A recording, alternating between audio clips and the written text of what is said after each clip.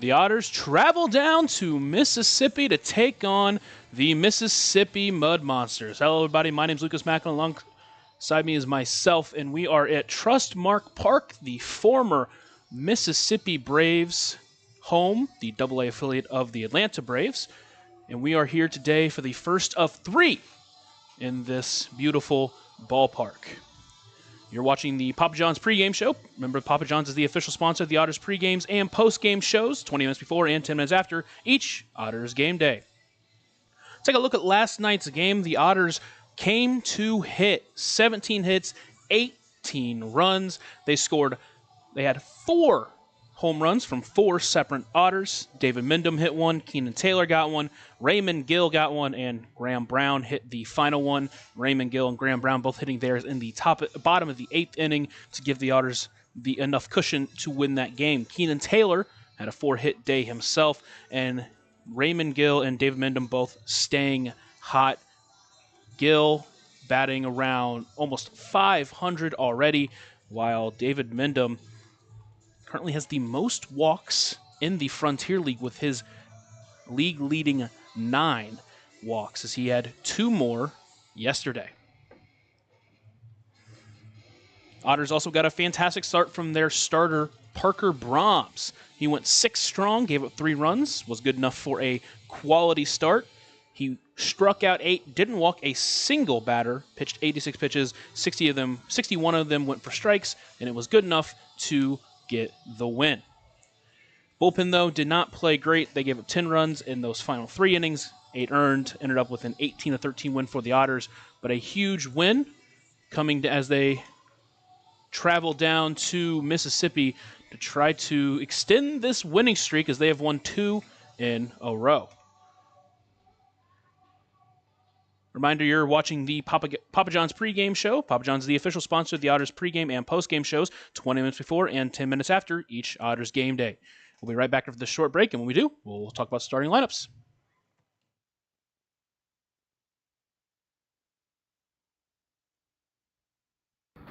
Maintaining our independence becomes more and more vital as we age. Swerka and more can help you navigate this important journey by answering your questions and connecting you to free and unbiased community resources and support services.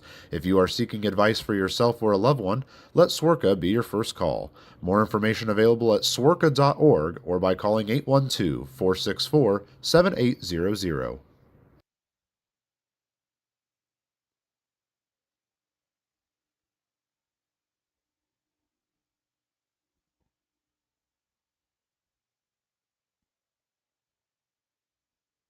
Originally opening in 2004, Jacobs Village has been a home for adults with disabilities, giving these great residents a wonderful opportunity to live life just like you and me.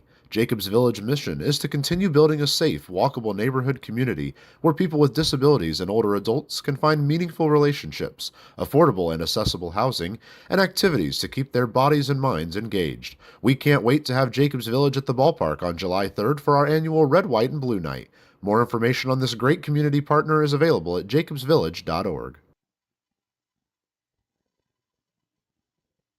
For the last 5 years, the Evansville African American Museum and the Evansville Otters have partnered together to offer tickets at no cost for the whole family for the Juneteenth Negro Leagues Baseball Tribute.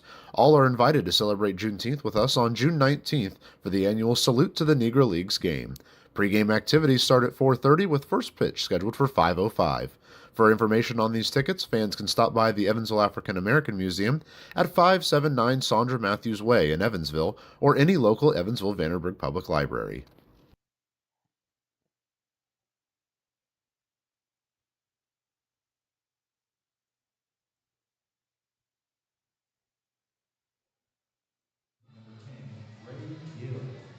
Back here in Trustmark Park as we get closer and closer to the opening pitch. Let's go over the starting lineups for both squads. First for the Mississippi Mud Monsters, the first time we see them this year, first time we've ever seen them.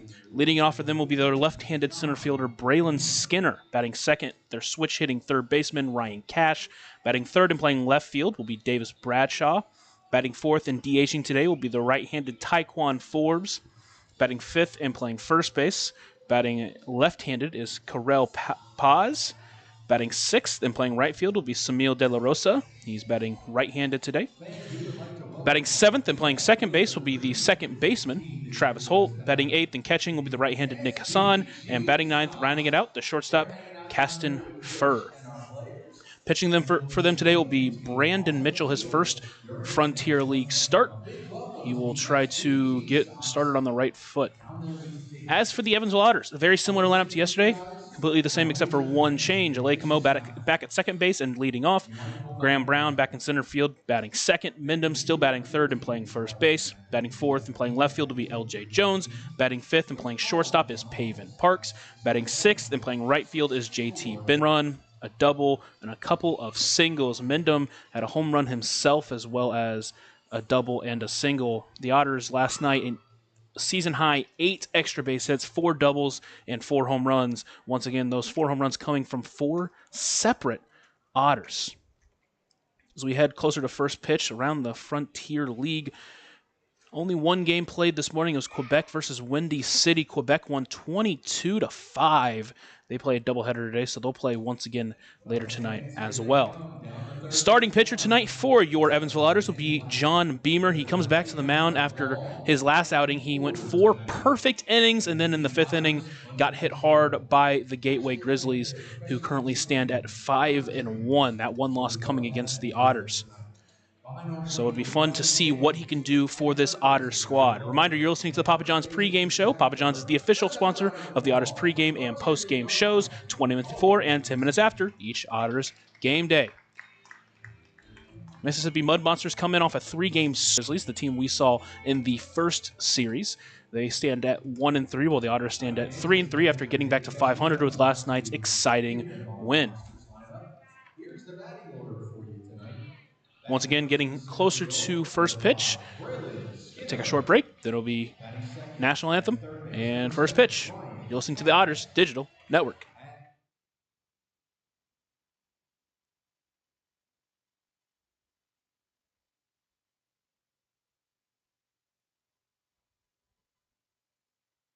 Catalyst Church Food Pantry is honored to be the nonprofit partner of Friday, May 23rd's Otters game. Catalyst Church invites the community, but also the churches from the tri-state to come and unite as one game, as one church, around one cause. Catalyst Church invites each person to bring at least one, if not more, non-perishable food item for their food pantry to continue helping the Evansville community. A great night of baseball is planned, and post-game fireworks are just part of the fun. More information can be found on Catalyst Church Evansville's Facebook page.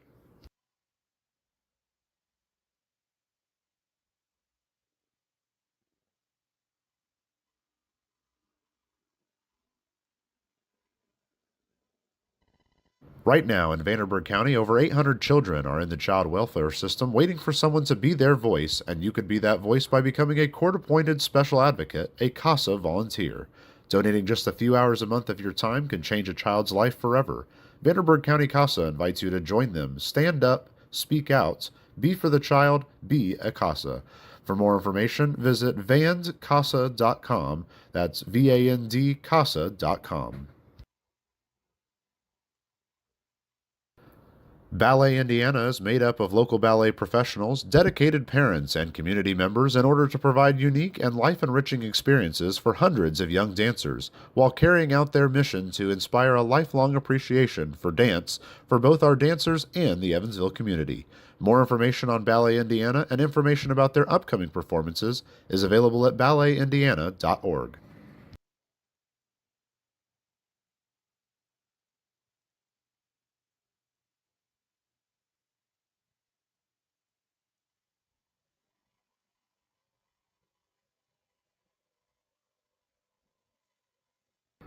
Maintaining our independence becomes more and more vital as we age. Swerka and more can help you navigate this important journey by answering your questions and connecting you to free and unbiased community resources and support services. If you are seeking advice for yourself or a loved one, let Swerka be your first call. More information available at swerka.org or by calling 812-464-7800.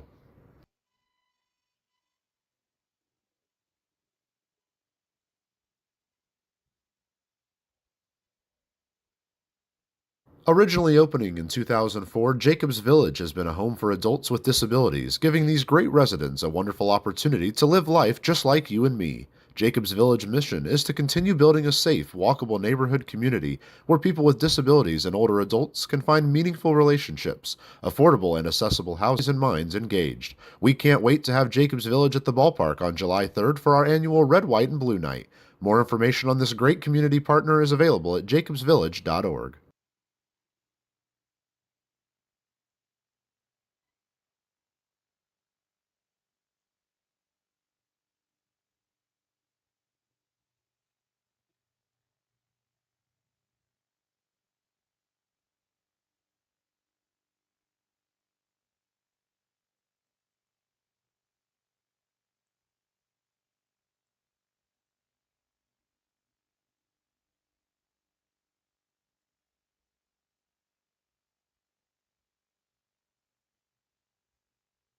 For the last 5 years, the Evansville African American Museum and the Evansville Otters have partnered together to offer tickets at no cost for the whole family for the Juneteenth Negro Leagues Baseball Tribute.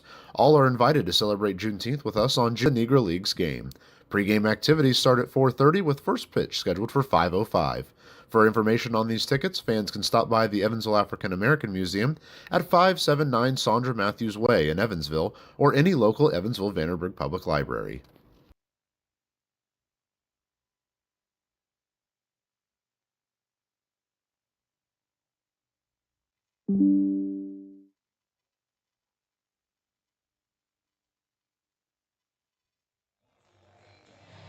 Welcome back here to Mississippi as the Evansville Otters prepare to take on the Mississippi Mud Monsters.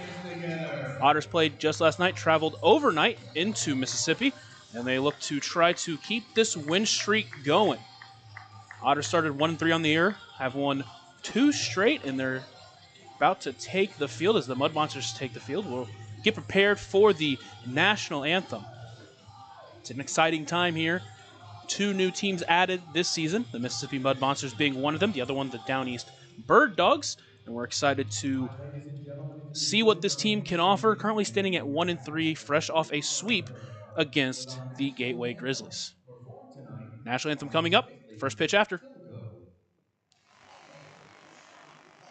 Oh, say, can you see by the dawn's early light what so proudly we hailed at the twilight's last gleaming, whose broad stripes and bright stars through the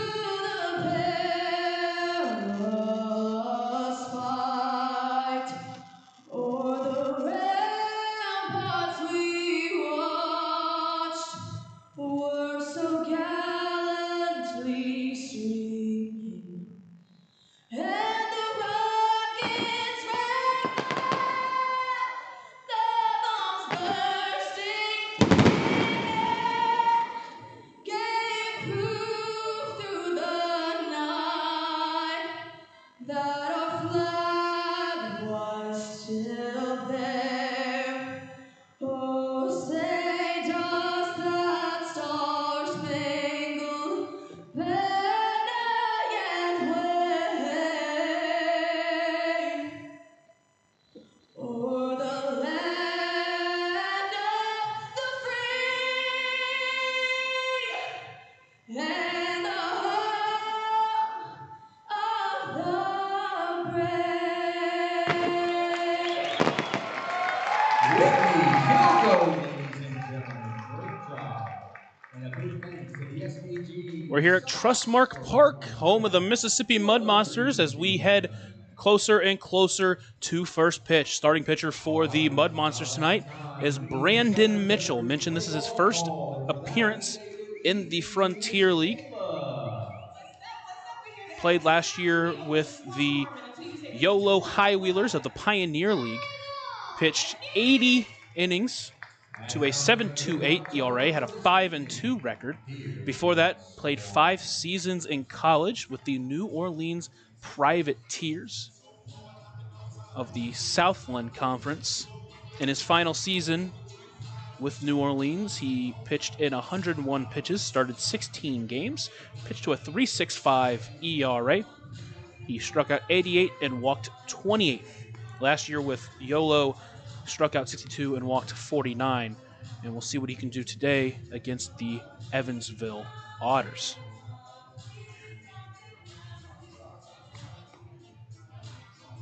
Defensively for the Mud Monsters, Davis Bradshaw is out in left, Braylon Skinner out in right, Samil De La Rosa in center, Ryan Cash playing third, Caston Furr playing short, Travis Holt is playing second, Carell Boz is playing first, Brandon Mitchell, as we mentioned, is starting for the Mud Monsters, and behind the plate is Nick Hassan. Blake Mo, the leadoff hitter of the game. Once again, he's been the leadoff hitter every single game for the Otters so far this year, and he's done a fantastic job for them, especially these last few games.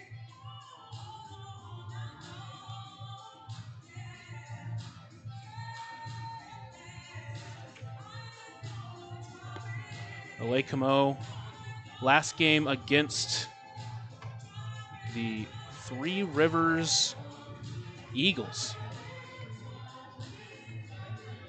Got a couple of walks and scored a couple of times. He's now up to 5 runs scored, 5 walks to 6 strikeouts, 6 for 21 on the season with an on-base percentage of .444. As he heads to the plate,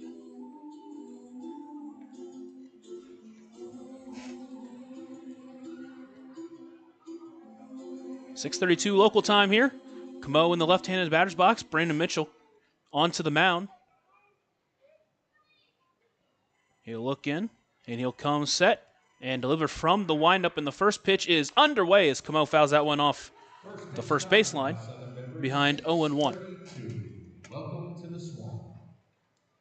Once again, this is the first time the Otters have played the Monsters as it's their first season inside the Frontier League. Next pitch to Camo, taken just high. Count moves to 1-1.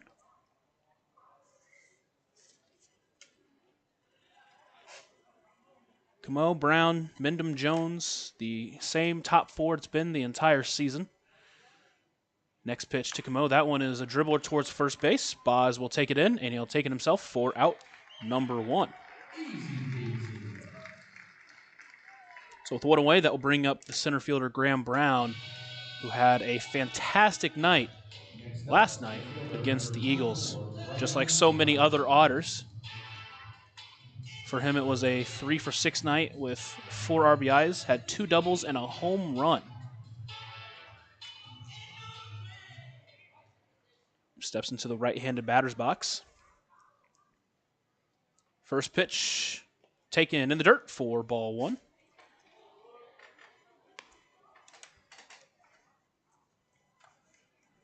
Graham Brown now with 5 hits on the season. 3 of those have been doubles.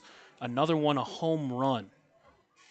He's been very good at, when he does make contact, hitting the ball hard. Next pitch into Brown. That one's taken for ball 2.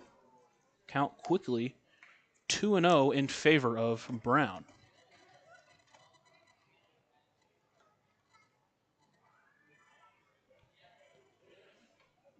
Next delivery. That one swung through. Hefty Hack came up with nothing. Count moves to 2-1. This park, obviously last year was a AA park, and it has the looks of it. Mitchell come from the windup. Next pitch. That one is lifted into foul territory. Count moves to 2-2. So Mitchell doing a good job battling back after Brown got up 2-0. Mitchell, the 6'2" left-handed pitcher, 25-year-old out of Houston, Texas, delivers the 2-2 pitch. Rift it into right center field. That one is going to get over the wall for a home run. Brown has done it again. The second home run for Graham Brown on the season has put the Evansville Otters on top in the top of the first inning. Lucky shot. Mentioned it in the game yesterday, but it felt like it was only a matter of time before Next up, first baseman. Graham Brown was about to break out, earned a lot of trust, head coach McCauley. In the last couple games, he has really shown it. Next, that will bring up David Mindom with one away. He'll step into the left-handed batter's box as always. Mentioned pregame, leading the Frontier League in walks. Takes the first pitch in there for a strike. He also lifted a home run last night. Currently 9 for 20 on the season. Next pitch to him. Takes that one just outside. Count moves to 1-1.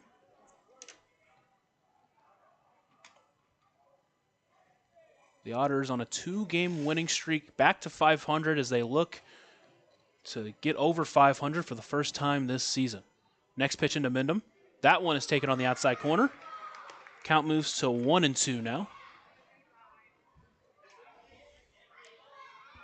Friday night baseball. Trustmark Park in Pearl, Mississippi. Mud Monsters in their first season trying to make a stance. Next pitch into Mindom, takes low. Count moves to 2-2.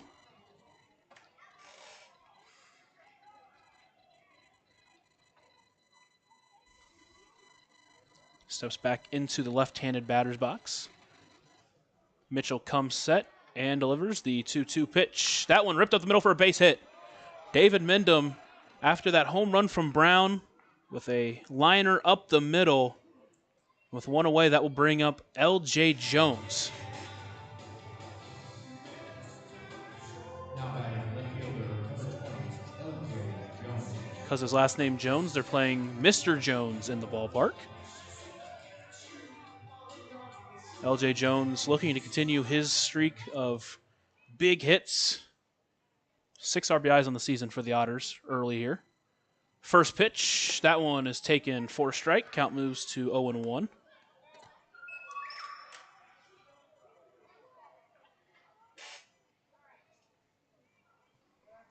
Mitchell now from the stretch for the first time today. Looks in and delivers the 0-1 pitch. That one is ripped to left field, but will just go foul. And he'll quickly go behind 0-2 now.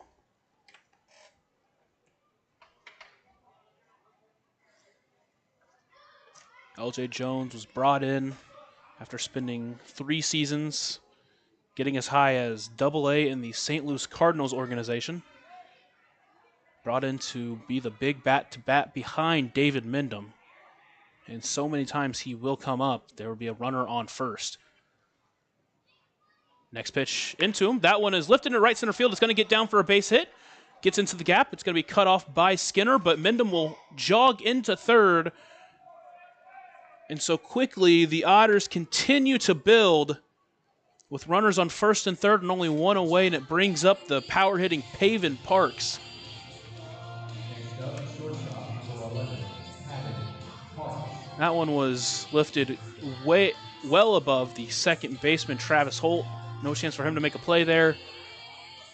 Good job by Skinner and center to corral it before it got into extra base territory, but Otters with one away and runners on the corners, a chance to extend that 1-0 lead that came on the Graham Brown solo shot earlier in the game.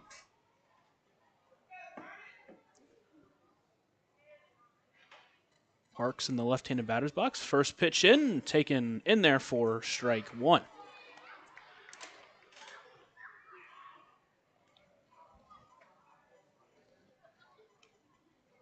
L.J. Jones at first, Mindom at third. Otters with a 1-0 lead here in the top of the first inning. Next pitch into Parks. They takes that one outside for ball 1. Last night the Otters got off to a hot start, scoring 4 runs in the bottom of the first inning. Now here in the top of the first inning, they already have 1 run on the board and they're threatening to score more. Mitchell comes set and delivers the 1-1 pitch in there for strike 2. So Parks behind 1-2 as he looks to battle. Again, with that runner on third and only one away, a chance to extend the lead even with a fly ball or a slow grounder. Mitchell comes set and delivers the 1-2 pitch. Rip towards the first baseman. Throw over to second for one. Back over to first. Will be in time for an inning-ending double play.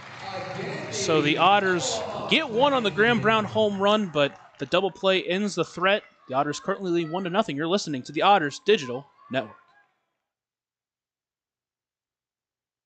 Catalyst Church Food Pantry is honored to be the nonprofit partner of Friday, May 23rd's Otters game. Catalyst Church invites the community, but also the churches from the tri-state to come and unite as one game, as one church, around one cause. Catalyst Church invites each person to bring at least one, if not more, non-perishable food item for their food pantry to continue helping the Evansville community. A great night of baseball is planned, and post-game fireworks are just part of the fun. More information can be found on Catalyst Church Evansville's Facebook page. Right now in Vanderburgh County, over 800 children are in the child welfare system waiting for someone to be their voice, and you could be that voice by becoming a court-appointed special advocate, a CASA volunteer. Donating just a few hours a month of your time can change a child's life forever. Vanderburgh County CASA invites you to join them. Stand up, speak out, be for the child, be a CASA. For more information, visit vandcasa.com. That's VAND-CASA.com.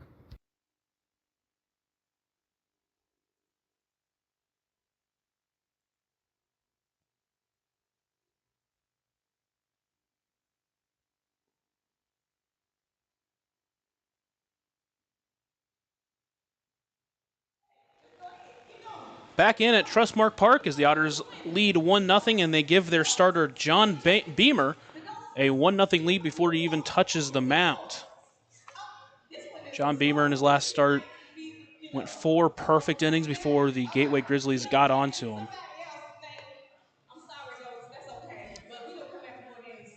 And now he comes up against the Mississippi Mud Monsters, who look to try to answer that run back. John Beamer on the mound.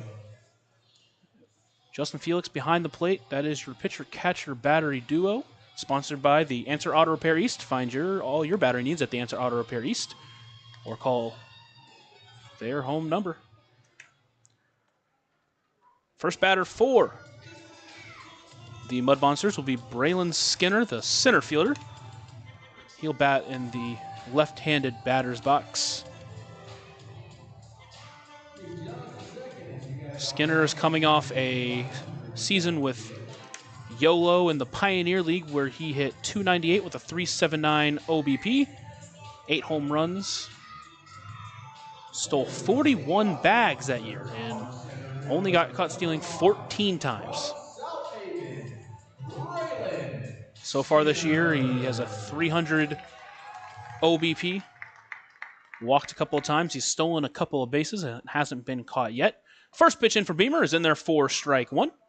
And we saw this in the first game for him, that he did a fantastic job pounding the strike zone early. He looks to try to do the same here.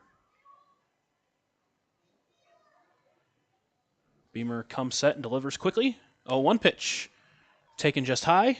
Skinner checks his swing. Count moves to 1-1.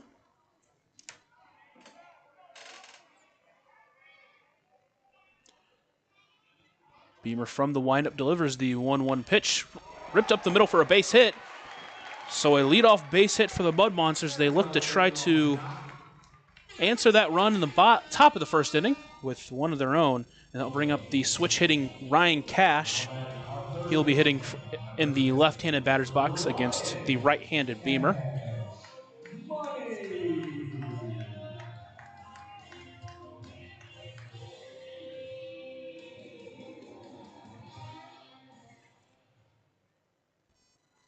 Squat from Cash. Beamer comes set, delivers, taking off. Over to second, will not be in time. Just beat the throw was Skinner. It was close, but no cigar. So quickly a runner in scoring position with no one away.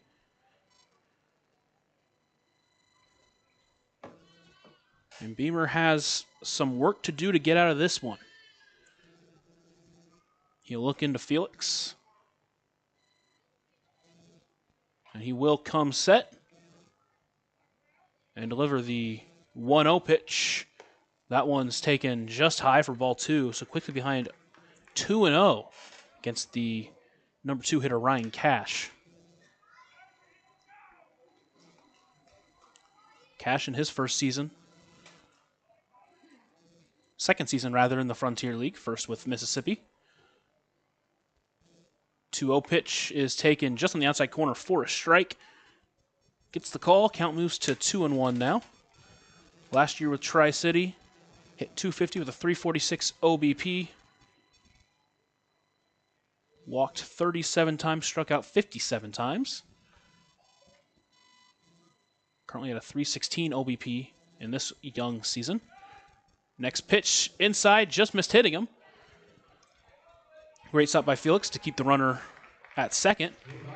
Oh, actually, it will be a hit by pitch.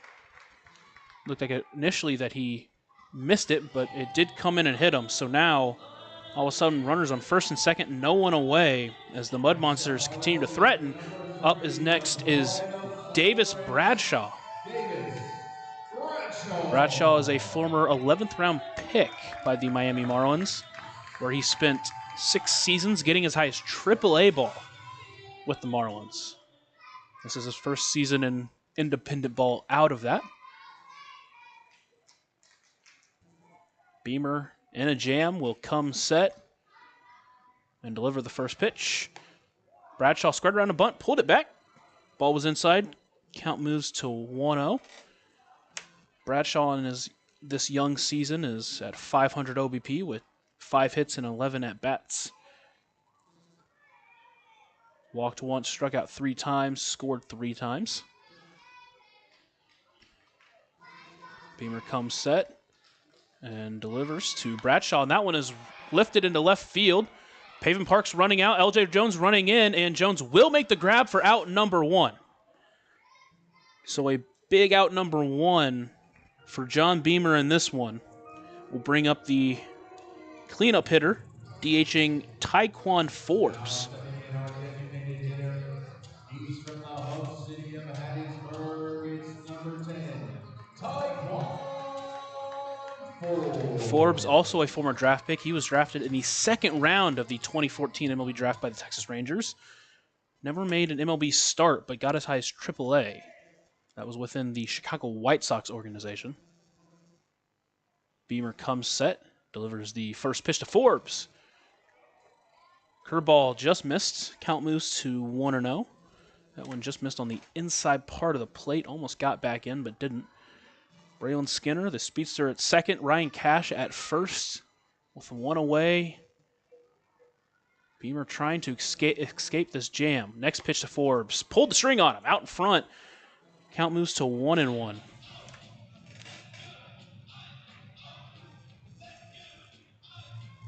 Forbes spent 2023 between the Frontier League with New Jersey and the Mexican League with Yucatan.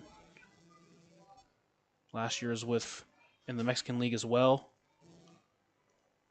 And Brahms delivers. Great job by Felix to stay in front of it. That ball was way outside.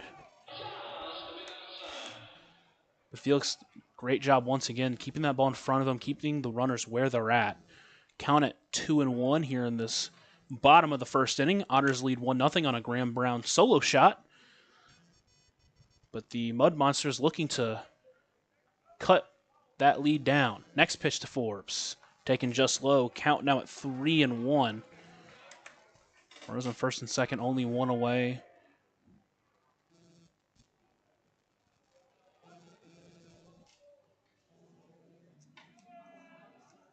Beamer looks into Felix, now comes set. And delivers. That one stays low for ball 4. There's a walkabout in the swamp for Taekwon. So bases are now loaded for the first baseman, Corel Paz. Only 1 away in this inning. Mud Monsters in a prime spot to potentially get that run back and maybe more. That was Beamer's first walk of the season. Didn't walk a single batter in his first outing. Now has hit a batter and walked another one. Comes in with the first pitch. First pitch swinging is Paz, but he fouls that one off. Count quickly in Beamer's favor, 0-1. Correll Paz in this young season is batting .400, 4 for 10, 4 runs scored, a couple of RBIs, 3 doubles in those 4 hits. Beamer looks in, now comes set. Delivers the 0-1 pitch to the left-handed hitting Paz. That one stays high. Count moves to 1-1. Paz being played straight up. Second and short, ready to potentially turn double play to try to get him out of the inning. First and third are playing back, so looks like any play potentially to second. Next pitch into Paz. That one is in there for strike 2. Beamer ahead 1-2. Looking for a big out here.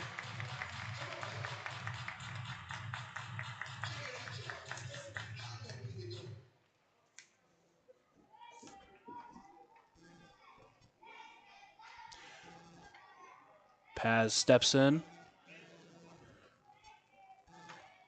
His first season in independent ball in the Frontier League after spending 3 seasons within the Mets organization. Next pitch swung on a miss by Paz. Actually looks like he just got a tip on it. So he does stay alive, 1-2.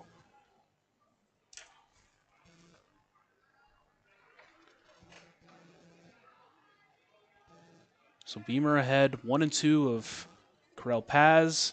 Bases loaded, only 1 away. So he tries to maneuver his way out of this jam of a first inning. Next pitch in, check to swing, did he go? Umpire at second base says no. Count moves to 2-2. Home plate umpire, first base umpire behind the first base, and third base umpire is behind the pitcher right now. Paz being a left-handed hitter was going to be a tough call to determine whether he went or not. Count at 2-2. Beamer comes set and delivers. Fouls that one off, so he stays alive once again. Count still at 2-2. In his final season and high A ball within the Mets organization, he batted .215 with a .298 on-base percentage. But the 25-year-old looking for a jump start here in the Frontier League as he is off to a hot start. Like I said, batting .400, 3 doubles in his 4 hits. Next pitch in, that one is ripped just past the second baseman, Camo. 1 run will come in to score. They'll send the runner from second. Throw into the plate will not be in time. Fields comes up to make sure no one advances. So 2 runs on that single for Correll Paz. And the Otters find themselves down 2-1 here in the bottom of the first inning.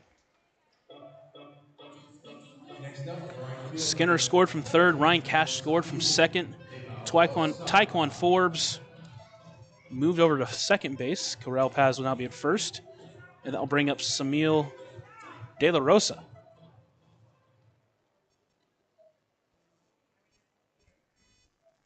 De La Rosa steps in the right-hand batter's box. Beamer looks in, delivers the first pitch.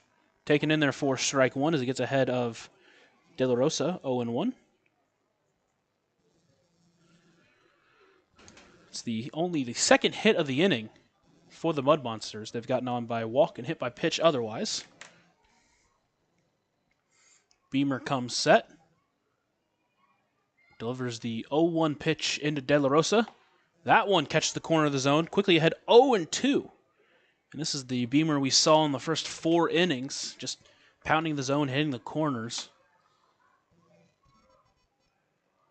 De La Rosa spent 4 seasons in the minor leagues between St. Louis and Atlanta.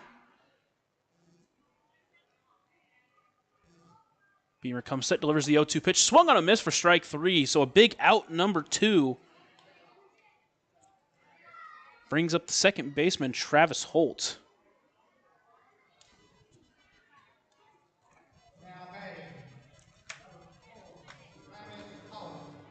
With 2 away, runners on first and second, Holt still looking to extend this inning. Beamer looking to shut him down while limiting the damage. Beamer looks into Justin Felix, now comes set, takes a look back at second, looks back home. Skinner tried to get a secondary lead. Beamer looked him back. That first pitch in there for a strike on the corner, so quickly ahead 0-1. Travis Holt, final season in college, played for Butler University back in Indiana. Rated a 309 average, a 377 OBP. 5 home runs there, not a big time home run hitter. Next pitch in, just misses outside. Count moves to 1-1.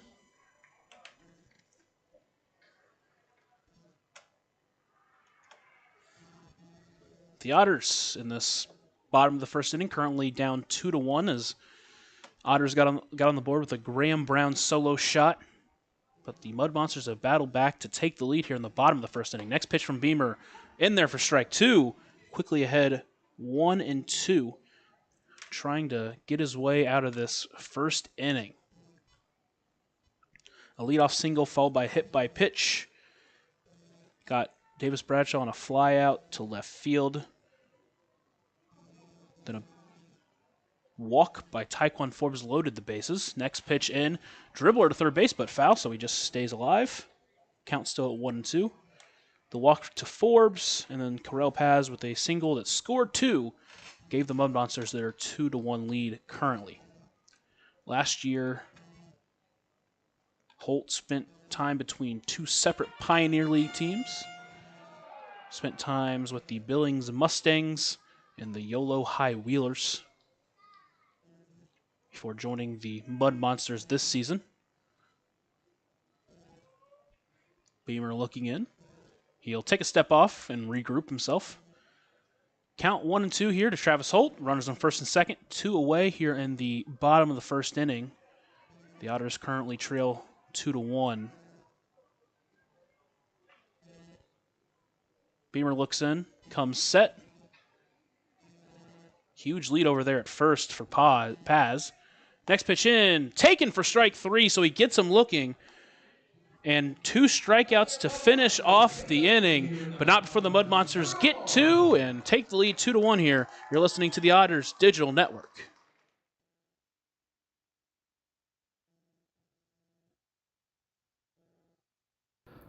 Ballet Indiana is made up of local ballet professionals, dedicated parents, and community members in order to provide unique and life-enriching experiences for hundreds of young dancers, while carrying out their mission to inspire a lifelong appreciation for dance for both our dancers and the Evansville community. More information on Ballet Indiana and information about their upcoming performances is available at balletindiana.org.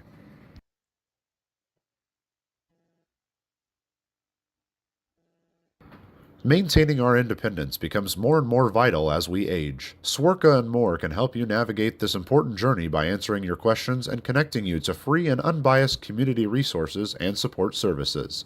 If you are seeking advice for yourself or a loved one, let Swerka be your first call.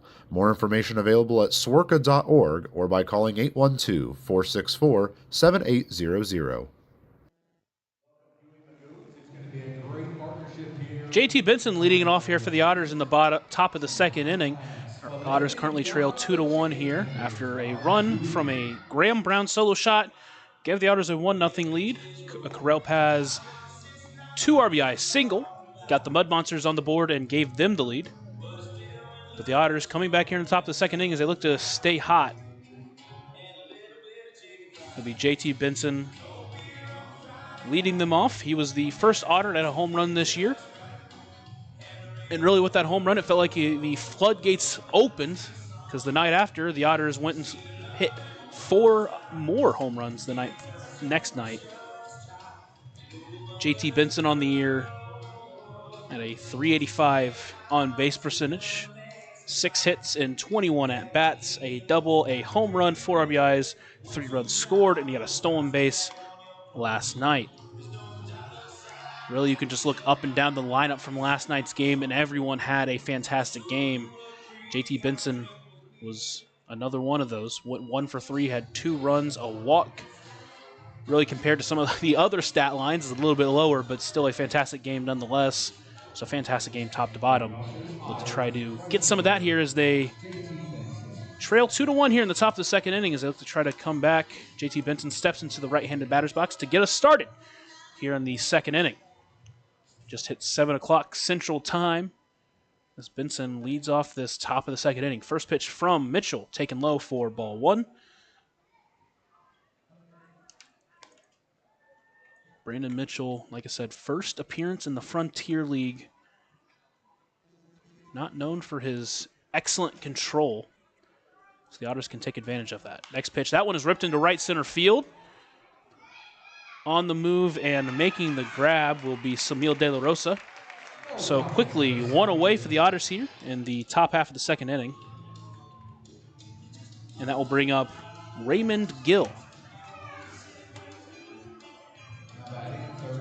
Gill's looking to stay hot, just like many other Otters. 7 for 15 on the year, a .529 on-base percentage. Hit a home run in the bottom of the 8th inning along with Graham Brown to give the Otters 5 in that inning. The Otters would end up winning by 5, so those runs mattered a lot. First pitch in is taken for a strike. And Mitchell gets ahead 0-1 here. The Otters 1 run on 3 hits. Mud Monsters 2 runs on 2 hits. That next pitch in, taken in the dirt. Count moves to 1-1. Gill, the 25-year-old, played his final season in college with Jacksonville, then spent the last 3 seasons in the Pioneer League.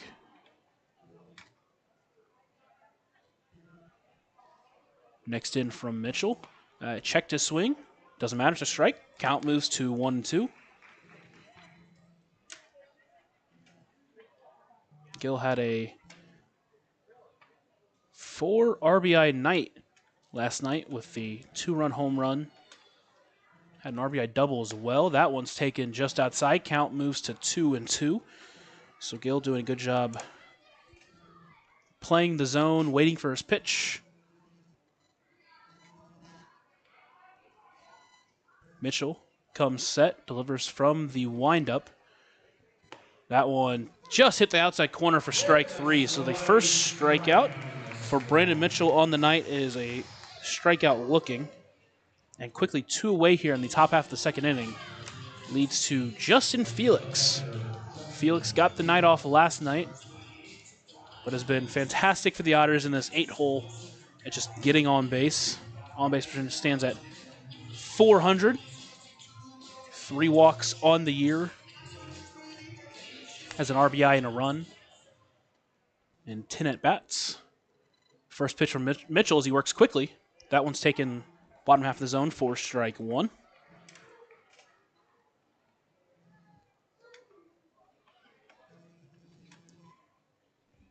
Felix in his 5th season as an Evansville Otter. Pounds it in the ground towards first. It's brought in by the first baseman, Paz.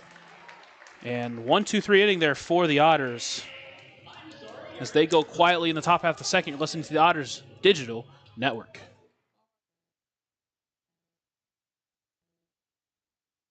Originally opening in 2004, Jacobs Village has been a home for adults with disabilities, giving these great residents a wonderful opportunity to live life just like you and me. Jacobs Village mission is to continue building a safe, walkable neighborhood community where people with disabilities and older adults can find meaningful relationships, affordable and accessible housing, and activities to keep their bodies and minds engaged. We can't wait to have Jacobs Village at the ballpark on July 3rd for our annual Red, White, and Blue Night. More information on this great community partner is available at jacobsvillage.org. For the last 5 years, the Evansville African American Museum and the Evansville Otters have partnered together to offer tickets at no cost for the whole family for the Juneteenth Negro Leagues Baseball Tribute. All are invited to celebrate Juneteenth with us on June 19th for the annual Salute to the Negro Leagues game. Pre-game activities start at 4:30 with first pitch scheduled for 5:05. For information on these tickets, fans can stop by the Evansville African American Museum at 579 Sandra Matthews Way in Evansville or any local Evansville Vanderburgh Public Library. Back here at Trustmark Park as the Otters trail 2-1. John Beamer back on the mound for a second inning of work. Gave up 2 runs in his first inning. Otters, so he looks to keep the Otters deficit right where it's at. There is not a pitch clock out in center field that I can That was good see. stuff. Hey, the Sox getting extra credit for the So back flip that was I'm not able to completed see how after. close each pitcher is getting, but both pitchers currently working pretty fast through their at-bats, so it doesn't feel like And it's he does been not a really get issue so anything far in this extra one. energetic tonight, or The seems Otters just looking perfectly. to do what they've done before, where you go down early, but just your pitchers Leading things keep off you for in the it, and you come monster, back later our in the game. catcher, number 17, Nick And leading it off for the Hassan. Mud Monsters here in the bottom of the second inning will be the catcher Nick Hassan. He has been their secondary catcher so far this year. First pitch in for Beamer, he's swinging in there for strike one. Only 5 at-bats for the season, on the season for Nick Hassan. He is 2 hits, struck out once. Next pitch in, that one's ripped just past the outstretched glove of David Mendham. So another leadoff base hit gets the Mud Monsters back in business. Nifty knock by Nick. We'll bring up our shortstop, number 18, Taston. And that will bring up the shortstop, Caston Furr. He is making his first appearance on the year for the Mud Monsters.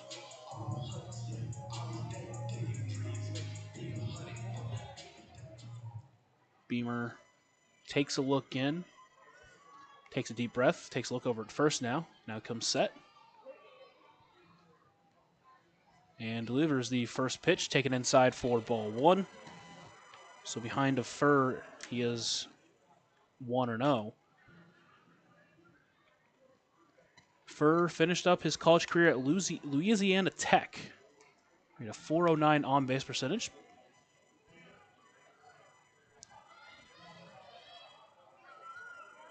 He had 5 home runs, 28 RBIs. Scored 70 runs on the year for his team. First pitch in. Plunks him. So now another hit by pitch. And once again, the Mud Monsters have the runners on first and second with no one away, and it brings up their leadoff hitter, Braylon Skinner. Back to the top of the order now, Braylon Skinner. Beamer, after doing so well with his command in game 1 that he pitched, struggling with it here in his second appearance. And that brings up the leadoff hitter Skinner, who singled, stole a base, and scored his first time up. Still no one away here in the bottom of the second inning, rather. Beamer comes set and delivers. Skinner squared around the butt, but pulled it back as that was way outside. Count moves to 1-0. Skinner with a lot of speed. If he squares on a bunt, it's no given that the Otters will make the play with his kind of speed.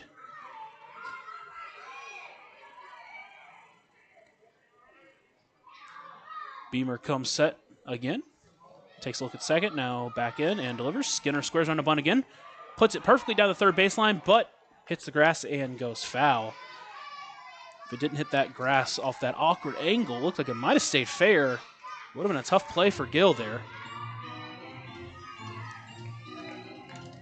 But it went foul, so count now at 1-1.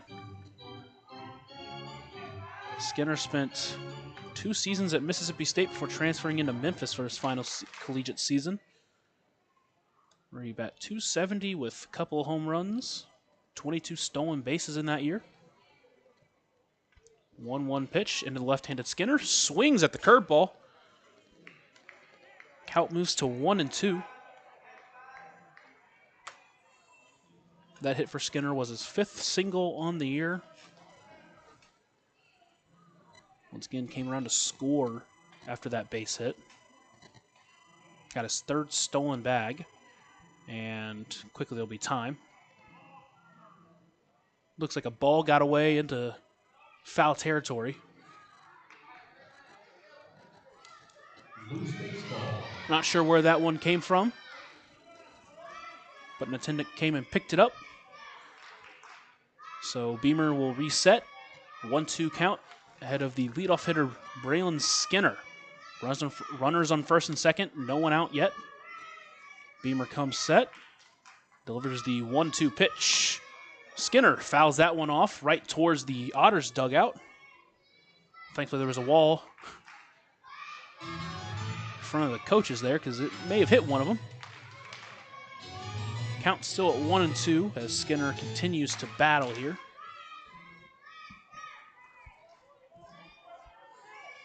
Beamer looks into Felix, awaits the sign. Now comes set. Takes a glance at second, now back into home. And delivers the 1-2 pitch. That one's lifted into center field. It's going to get down for a base hit. Brown gets in front of it. Bobbles it a little bit, but gets it in before Skinner can get to second. But Caston Furr will get to third, and Nick Hassan will score. And the Mud Monsters tack on another one here as they lead 3-1 now. Hey, you guys up in the suite, you keep it up. You guys are a good luck charm up here. Just a lot of singles and walks or hit by pitches so far in these first couple of innings. But the Mud Monsters have done well to string them together to get 3. Still no one away as that brings up the third baseman, Nick Cash. Once again, the switch hitter hitting lefty today. Beamer comes set, delivers that one. Hit him again. Another hit by pitch. The second time he's been hit by a pitch today. That one was very close as well, but he made sure home plate umpire knew that he got hit by it. So now bases are loaded, no one out. Felix will come out and talk with Beamer. There's some movement out there in the Otters bullpen now. Still no one fully warmed up, so no one to go to currently. The kids zone is free this year, so you can take the But Beamer just struggling here early as he can't seem to find his grip. In this inning, a leadoff base hit from the catcher Nick Hassan, then a hit by pitch, hit the shortstop Caston Furr, then a single, a two-strike single from Braylon Skinner, and then he just hit Ryan Cash. 1 run scored here in the bottom of the second inning to make it a 3-run Mud Monsters lead, but they are still threatening with no one out. Bases loaded, and that brings up the number 3 hitter, Davis Bradshaw, as he gets up for a second time in as many innings. Lifelong minor league player playing in his first season in independent ball. First pitch, swings at the off-speed pitch for strike 1. Beamer gets ahead of Bradshaw here.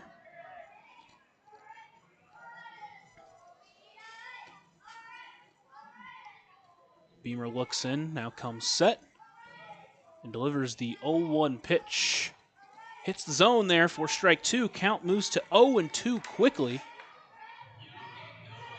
as Beamer looks to try to get a quick out here and hopefully keep these runners where they're at. Beamer comes set as he stands on the right side of the rubber and delivers the 0-2 pitch. Davis Bradshaw just fouls it off. Just a defensive swing to stay alive on a pitch that almost got him out in front. Count still at 0-2. Beamer trying to get a big first out in this inning. Bradshaw's last time flew out to left field. 0-2 pitch. In there for strike 3, looking. Gets Bradshaw with one away. Bases still loaded. It brings up the DH Taekwon Forbes. Forbes, who walked his last at-bat, will look to try to do some damage here for the Mud Monsters. The Otters still only down by 2, even though these have been some laborious innings so far for Beamer. But with the way their offense has been playing, they're still alive. First pitch catches the zone for strike 1. Like I said, Beamer getting out ahead of these batters is what you would expect from what we've seen so far.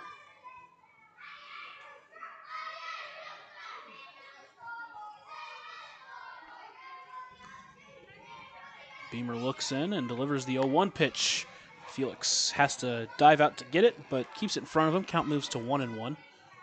In his last season in the Frontier League, Forbes hit .298 with 17 home runs. Also stole 16 bags. Now he's back in the Frontier League for the first time since 2013. Looks to try to help himself there. That one just missed hitting him. Count moves to 2-1. Like I said, season is still young, but only a 143 batting average so far this year. And they've only played in 4 games so far, the Mud Monsters have, as they sit at 1-3. Next pitch, pulled the string on him, out in front. Count moves to 2-2. And they just got swept by the Gateway Grizzlies, who we saw has some really good pitching on their team. And against anyone in this league, they're going to be a tough beat. 2-2 pitch into Forbes, fouls that one off himself, stays alive. Count still at 2-2. Otters trail 3-1 here in the bottom of the second inning. Beamer has the bases loaded, just struck out Davis Bradshaw to get the first out of the inning. But still, the bases are loaded, only 1 away. He looks to try to get out of this one. Here comes the 2-2 pitch to Forbes. Swing and a miss. Another strikeout for Beamer, his 4th on the game. And with 2 away and the bases still loaded, brings up the first baseman, Karel Paz.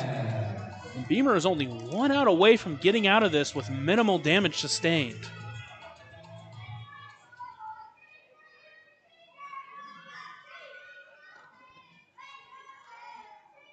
Beamer still pitching from the stretch. Looks in and delivers the first pitch. In there for strike 1. Paz thought it was low, but it was in there. Quickly ahead of him is Beamer, 0-1. Beamer, the 26-year-old out of Hopkins, Kentucky, had a fantastic start through 4 in his first one before the Grizzlies got to him in the 5th inning. But he's shown he's had some fantastic stuff. Next pitch just stays high. Count moves to 1-1. Again, Beamer in his 3rd season with the Otters, during his first 2 seasons, only had 3 total starts. Now he's in his 2nd start of the season.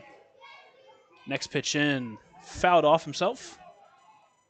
Count moves to 1-2 now.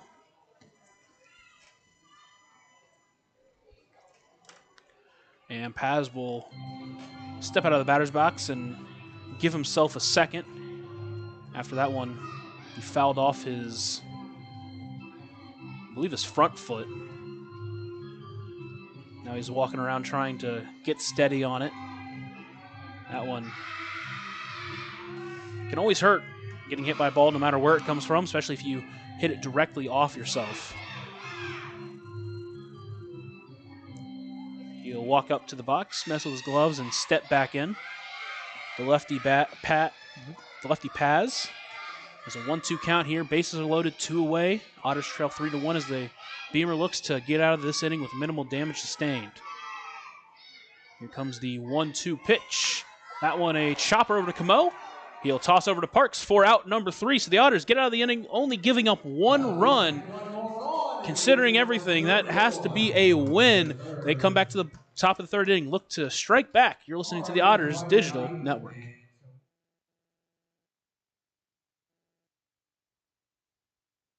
Catalyst Church Food Pantry is honored to be the nonprofit partner of Friday, May 23rd's Otters game. Catalyst Church invites the community, but also the churches from the tri-state to come and unite as one game, as one church, around one cause.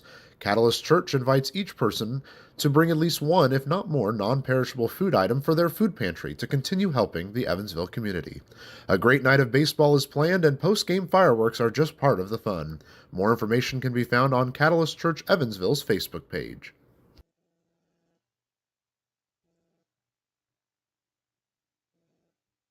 Right now in Vanderburgh County, over 800 children are in the child welfare system waiting for someone to be their voice, and you could be that voice by becoming a court-appointed special advocate, a CASA volunteer. Donating just a few hours a month of your time can change a child's life forever. Vanderburgh County CASA invites you to join them. Stand up, Speak out. Be for the child. Be a CASA. For more information, visit vandcasa.com. That's VAND CASA.com. Welcome back into Mississippi as the Mud Monsters currently lead the Evansville Otters 3-1. The Otters come back to the plate. Will be led by Keenan Taylor, fresh off his 4-hit game last night. Also hit a home run and a double in that one. Looks to try to get the Otters going against this starter, Brandon Mitchell, who so far struggled a little bit in the first inning, but got that double play, then set down the Otters in order in the second inning. Now the Otters in this top of the third inning look to try to bounce back. Currently trail 3-1, but they've come back from bigger deficits before. We've seen this offense really explode before, obviously last night, but really the entire series against the Eagles. They did a great job getting on base, and even in that first game where they couldn't get the big hit, still were able to get on base a lot and really attack that starter, see if they can do something similar here. As Keenan Taylor walks to the plate around the Frontier League, Florence Y'all's up 10-5 over the Washington Wild Things in the bottom of the 7th inning. Schaumburg losing to Joliet 6-2 only in the bottom of the 2nd there. Three Rivers up on Gateway 1-0 in the bottom of the 3rd. Now as Brandon Mitchell comes set, he'll deliver from the windup. The first pitch of the inning. Taylor quickly to the third baseman. Throw over to first will be in time for out number 1. Ryan Cash at third had to play the bounce there and did it well. And a quick out number 1 for the Otters will bring up the leadoff hitter, Ole Camo. Back to the top of the order, One away. Camo in his first at-bat grounded out to first. See if he can get on base here for the Otters to try to get something going in this one. Quebec and Windy City in their second game of their doubleheader. Windy City up 8-0 in the top of the 3rd inning. First pitch to Camo is taken outside for ball 1. So Quebec, the last undefeated team in the Frontier League, looking like they might lose their undefeated record here.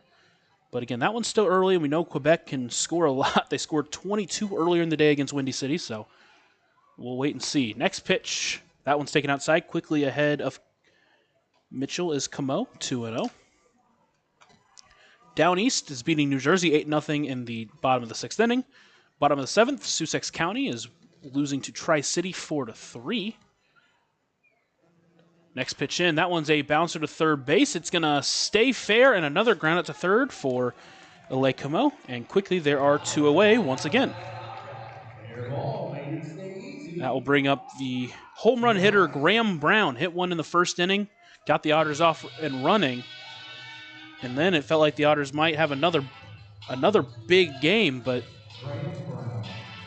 after back-to-back base hits from Mendham and Jones, they've really just been silenced since then. Mitchell from the windup delivers to the right-handed hitting Brown, takes the first pitch for a strike. Mitchell is ahead 0-1. In the bottom of the 3rd, New York currently leading Brockton 4-1, and then Ottawa leading Lake Erie 4-1 in the bottom of 4th as well. That pitch taken in there for a ball. Count moves to 1-1. 1-1 pitch. That one is taken outside. Count is now 2-1. The Otters trying to do anything to get their offense going. Brandon Mitchell is really settled in this one. 2-1 pitch from him. That one stays outside. Now it's 3-1. Since 3 hits in the first 4 batters, Mitchell has set down 7 straight. Mitchell from the windup delivers the 3-1 pitch. Brown swinging, popped up foul, out of play. Count moves to full. That's an overhead foul ball, brought to you by Heads Construction. Choose the best and never regret it. Even though my friend Zane Clodfelter isn't here, still doesn't mean I can't say it in his own essence. Full count here to Graham Brown. The windup and the pitch taken low for ball 4. So now a Deerhead Sidewalk Cafe and Bar extends the inning to the first baseman, David Mendham. Graham Brown,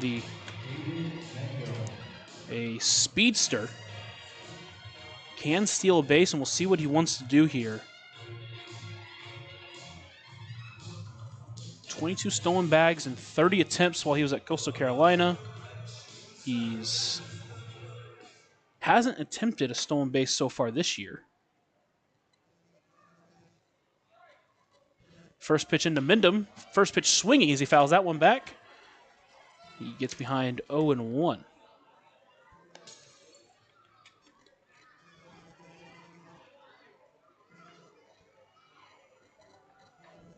Brown at first with a fairly decent lead. Mitchell delivers the 0-1 pitch. That one's in there, and he's ahead of Mendham, 0-2.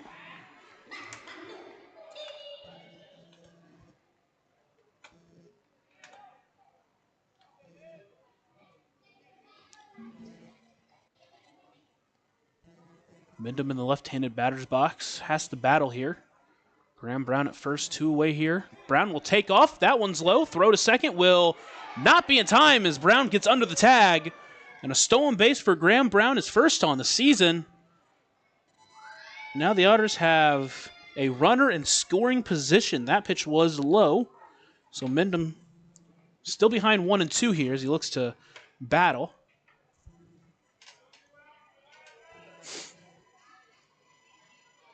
Mendham steps back into left-handed batter's box, now with a runner in scoring position.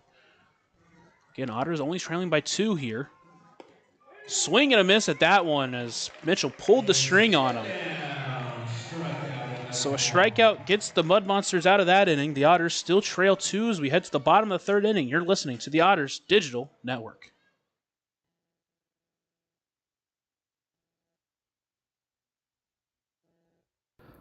Ballet Indiana is made up of local ballet professionals, dedicated parents, and community members in order to provide unique and life-enriching experiences for hundreds of young dancers, while carrying out their mission to inspire a lifelong appreciation for dance for both our dancers and the Evansville community.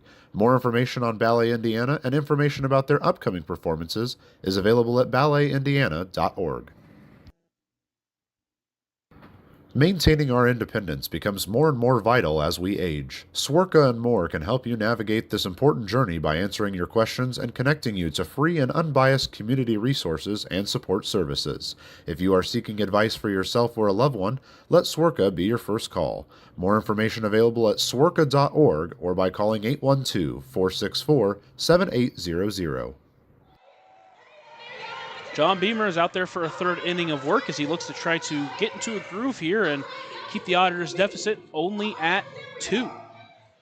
The first 2 innings, he has really labored, had some control issues, given up some hits, but all things being considered, Otters still within very much striking distance as they look to try to keep it there.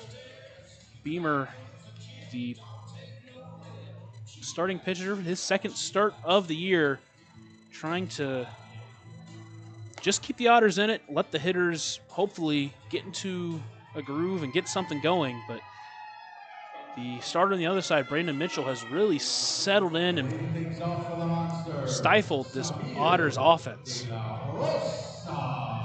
Leading it off here for the Mud Monsters will be Samil De La Rosa. He struck out swinging his first time up. Beamer with 4 strikeouts on the day, a walk, but he's hit 3 batters. First pitch in for Beamer. Samil swinging at that one, but out in front. Otters ahead. Beamer ahead, 0-1. Beamer last inning gave up a couple of hits, hit a couple of batters. Swinging again, Samil, and he's quickly behind 0-2. Bases were loaded with no one out, but a back-to-back strikeouts and a 4-6 putout got him out of the inning. Only gave up 1 run. Next pitch just outside. Count moves to 1-2.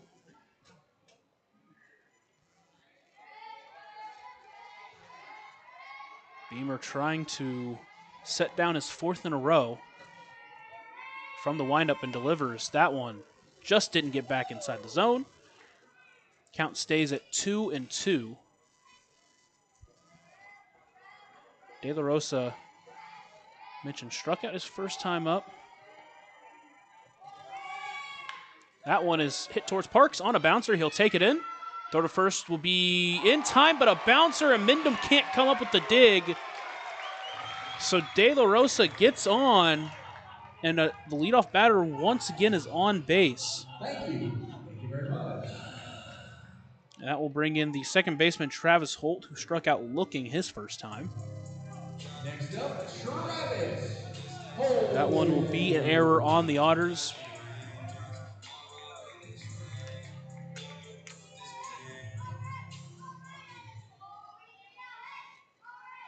And now, leadoff runner on once again for Beamer, this time by no fault of his own.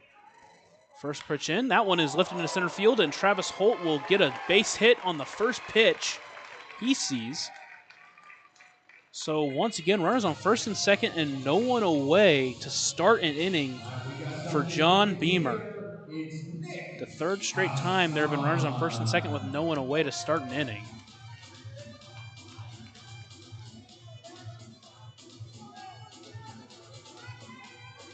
They gave the error there on the first play to David Mindom.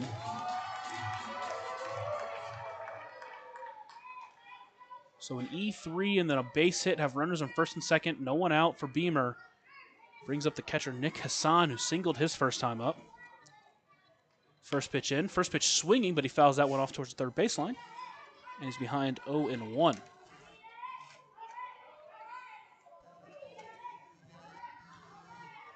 Beamer through 2 innings, 2+. 54 pitches on the day already. Still trying to keep the Otters alive in this one. Next pitch taken outside. Count moves to 1-1.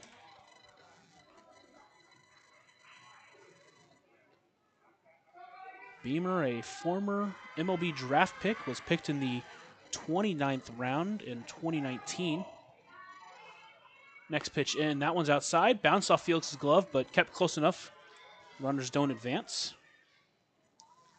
Count moves to 2-1 now.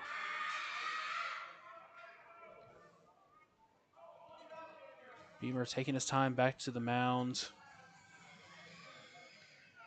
Trying to just reset. So the Mud Monsters have 3 runs on 5 hits and an error now by the Otters. 2-1 pitch from Beamer. That one's in there for strike 2. Count moves to 2-2.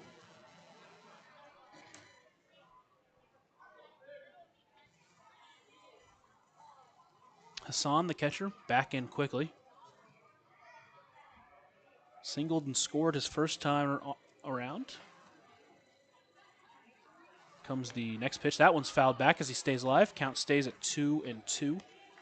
Otters trail 3-1 here in the bottom of the third inning. The Graham Brown solo shot is the only damage for the Otters.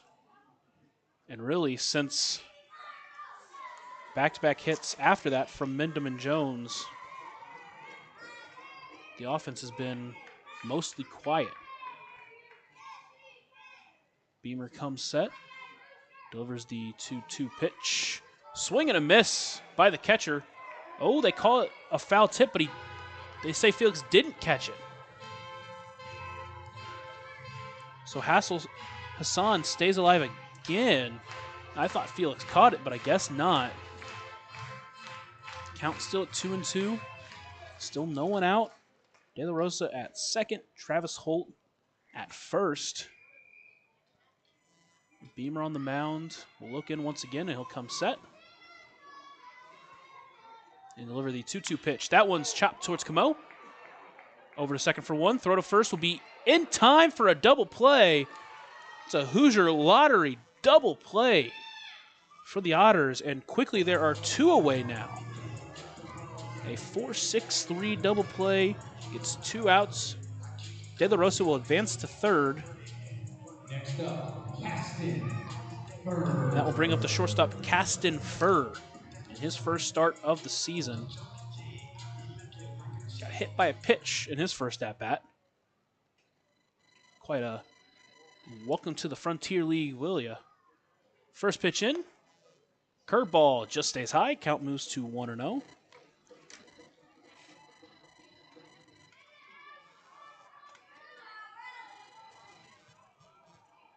Beamer looks in and comes set. Delivers the 1-0 pitch.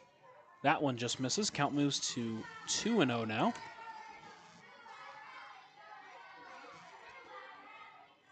Beamer in his first 2 seasons became an instant important reliever. Pitched 114 innings in 76 appearances. Delivers this pitch. That's a chopper towards third, but will go foul. Count moves to 2-1 now. Like I said, only started 3 games in those 76 appearances. Already in his second start of the year. And we'll see if this is something that becomes permanent or if once the Otters get more healthy in their starting rotation, he goes back to the bullpen and becomes one of the most important arms there. Here comes the 2-1 pitch. Swung through by Caston there.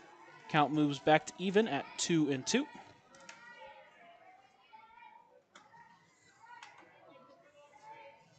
And once again, the Mud Monsters have threatened some big damage. These last couple of innings, Beamer has done a remarkably good job at maneuvering out of these situations.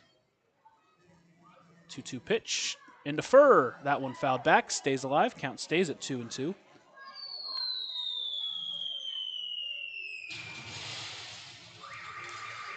Samuel De La Rosa, who's at third, got on via the air. And then after the single from Holt, a 4-6-3 double play to the catcher Hassan, has 2 outs in this inning. Here comes the 2-2 pitch. In there for strike 3. He gets Furr looking. So a big strikeout, his 5th on the day. Gets the Otters out of that inning. Mud Monsters threaten but don't score any. You're listening to the Otters Digital Network as we head to the top of the 4th.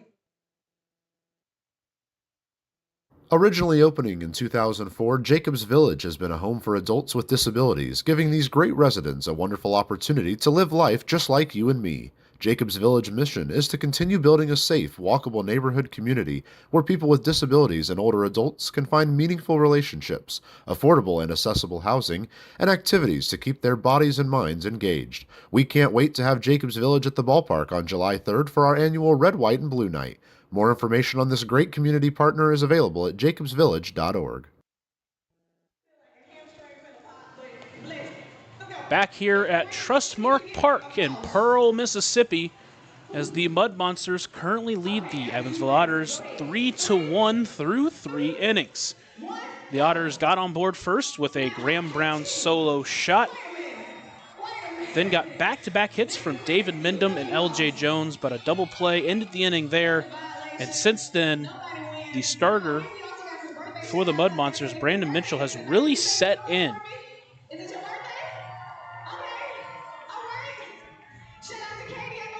One walk to Graham Brown in the top of the 3rd inning is the only thing the Otters have really been able to do since then. Only 2 strikeouts for Mitchell so far on the game, 1 walk. He's given up 3 hits. All 3 of them came in succession with the Graham Brown solo shot, the Mindham single, and then the L.J. Jones single. Since then, hasn't given up a hit since then. Once again, this is his first start in the Frontier Leagues. Spent time in the Pioneer League with the YOLO High Wheelers. Started in 17 games, pitched in 80 innings. Struck out 62, walked 49, pitched to a 7.28 ERA.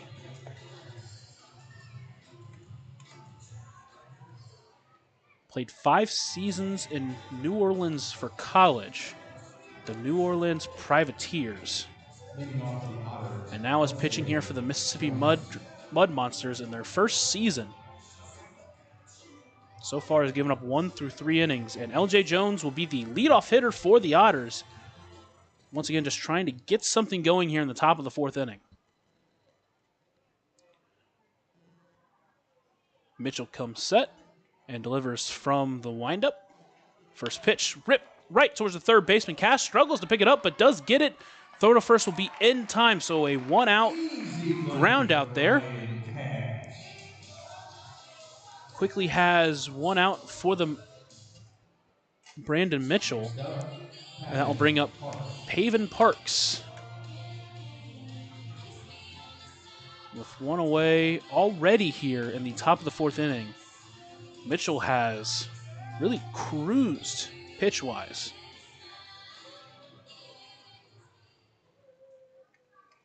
.44 pitches through 3 1/3 innings pitched. First one into Parks, taken in there for strike 1. Dropped by the catcher Hassan, but called a strike nonetheless. Parks digs back in to the left-handed batter's box.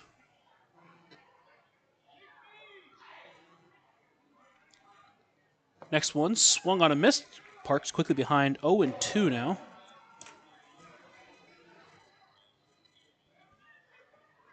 Parks in his 2nd season with the Otters. Last year, had a .369 OBP with 9 home runs, 11 doubles. Next one, swung on a miss for strike 3, so a 3-pitch strikeout. 3rd of the game for Brandon Mitchell, and quickly there are 2 away for JT Benson to try to keep this inning alive.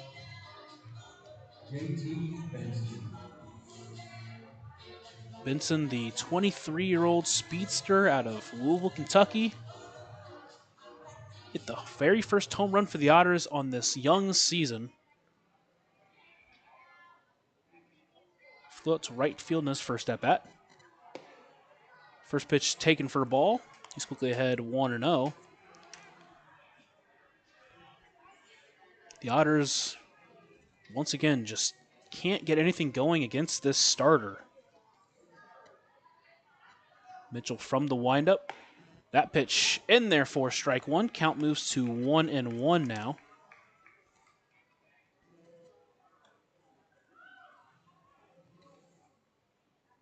Benson digs back in. Mitchell delivers. Swung through on that one. Count moves to 1-2 now.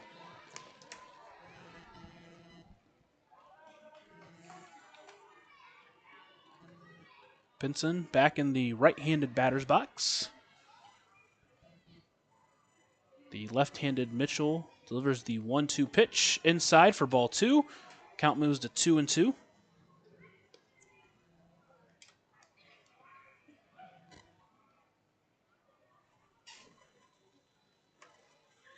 The Otters, JT Benson just looking to keep this inning alive. 2-2 pitch, that one is fouled back. Count stays at 2-2.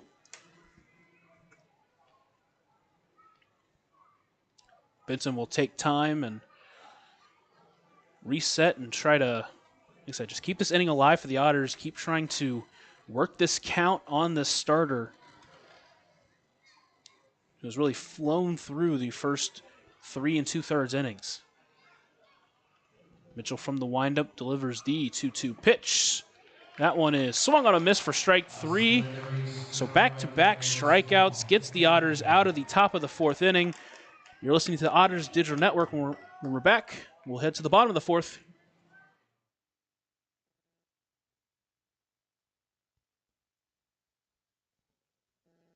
Catalyst Church Food Pantry is honored to be the nonprofit partner of Friday, May 23rd's Otters game. Catalyst Church invites the community, but also the churches from the tri-state to come and unite as one game, as one church, around one cause. Catalyst Church invites each person to bring at least one, if not more, non-perishable food item for their food pantry to continue helping the Evansville community. A great night of baseball is planned, and post-game fireworks are just part of the fun. More information can be found on Catalyst Church Evansville's Facebook page. Right now in Vanderburgh County, over 800 children are in the child welfare system waiting for someone to be their voice, and you could be that voice by becoming a court-appointed special advocate, a CASA volunteer. Donating just a few hours a month of your time can change a child's life forever. Vanderburgh County CASA invites you to join them. Stand up, speak out, be for the child, be a CASA. For more information, visit vandcasa.com. That's VAND CASA.com.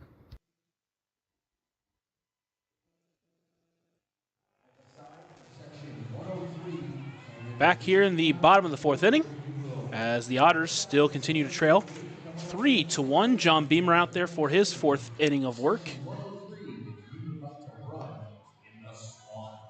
Each one of the first three innings, the Mud Monsters have gotten runners on first and second with no one out. In the second inning, they got the bases loaded with no one out. They managed to score one run in that inning, but back-to-back strikeouts and a 4-6 putout got Beamer out of the inning with no more damage done. And then after getting the runners on first and second with no one out, a 4-6-3 double play, and then a strikeout looking got Beamer out of the last inning with no runs scored. Back to the top of the lineup for the Mud Monsters. Their center fielder, Braylon Skinner, working on a 2-for-2 day himself with a couple of singles. First pitch into him, taken outside for ball one. Mud Monsters with 5 hits on the day. All of them are singles. So no extra base hits hit against Beamer here. Next pitch hits the corner for strike one. Count moves to 1-1.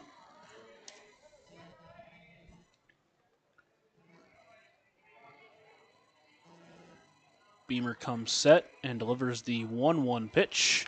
That one hit towards Camo. He'll field it cleanly. Throw over to first. Will be in time for out number one. And a big out number one, as it's the first time they've retired the leadoff hitter in this game. And hopefully that's the start of multiple, as Beamer has done well to keep this lead at 2. That will bring up the switch hitter Ryan Cash. He's been hit twice tonight. First pitch into him, fouled off his own foot. Count moves to 0-1.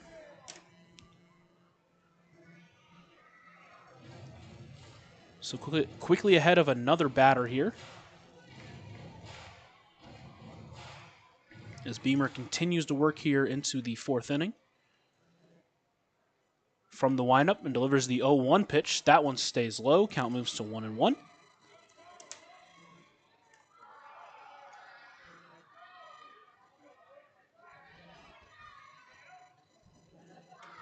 That was Beamer's 71st pitch tonight. That one right towards the third baseman, Raymond Gills. He'll snag that one for out number 2. That one was hit on a line, but a great play by Raymond Gill to bring it in. So 2 away brings up the left fielder, Davis Bradshaw, who has come up in big moments both times today and has gotten out in both times. A fly out to left his first time and a strikeout his second time. First pitch into him stays high for ball one.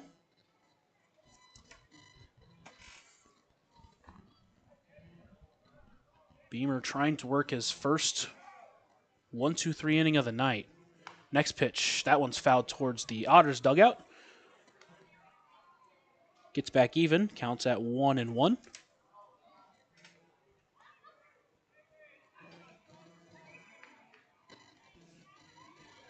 Beamer from the windup and delivers the 1-1 pitch.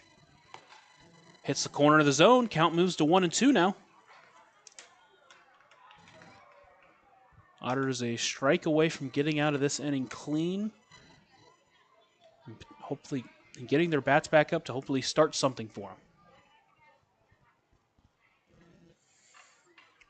Beamer comes set and will deliver the 1-2 pitch. Ripped up the middle for a base hit. So a 2-out, 2-strike base hit keeps the inning alive for the Mud Monsters. And that will bring up the DH, Taekwon Forbes, who walked in his first at-bat and struck out swinging in his second at-bat. He's still looking to break out this year. Came in today with a .235 on-base percentage with 2 hits on the season. One of them was a home run, the lone home run for the Mud Monsters this year. And first pitch goes inside and hits him. So the 4th hit batter for John Beamer tonight.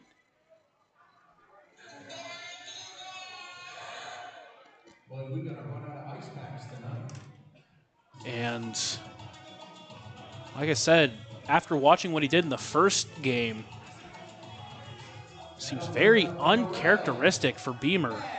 But now the Mud Monsters are threatening here in the bottom of the 4th inning with 2 away runners on first and second. Will bring up the first baseman, Karel Paz. Get a 2 RBI single in the 1st inning. That put the Mud Monsters on top. Beamer will look in and come set. He'll deliver the first pitch. That one is fouled off right at the Otters dugout once again. Count moves to 0-1.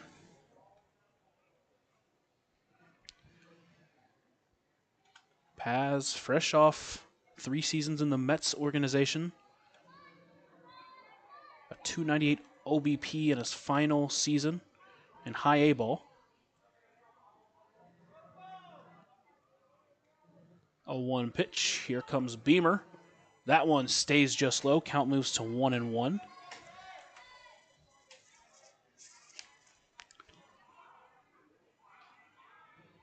Right side of the infield with their feet on the edge of the grass. Left side of the infield playing to pull just a little bit. 1-1 pitch. In there for strike 2. Beamer ahead 1-2 now. And once again, a chance to get out of this inning clean.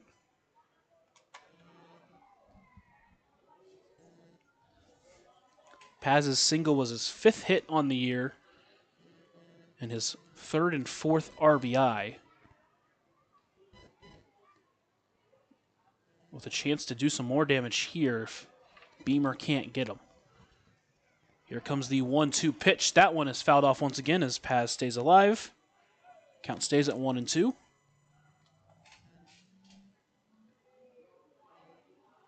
One run for the Otters in the 1st inning, and they haven't scored since. 2 for the Mud Monsters in the 1st inning. They scored 1 in the 2nd. They scored 0 in the 3rd. They don't have any here in the 4th yet, but they're threatening with 2 away, runners on 1st and 2nd. 1-2 count. Pitch from Beamer. Stays low. Count moves to 2-2. Pump it up a little bit here. Deuces Wild on the scoreboard.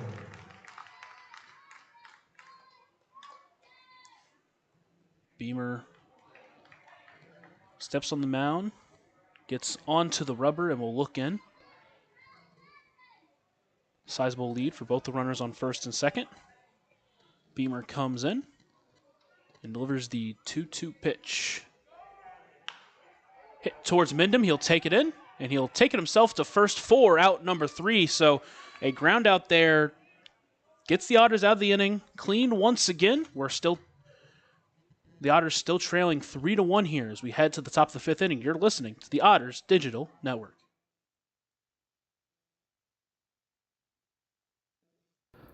Ballet Indiana is made up of local ballet professionals, dedicated parents, and community members in order to provide unique and life-enriching experiences for hundreds of young dancers, while carrying out their mission to inspire a lifelong appreciation for dance for both our dancers and the Evansville community. More information on Ballet Indiana and information about their upcoming performances is available at balletindiana.org.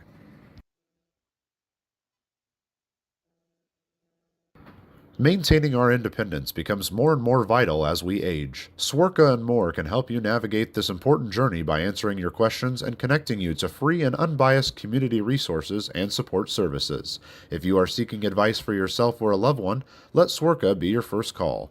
More information available at swerka.org or by calling 812-464-7800.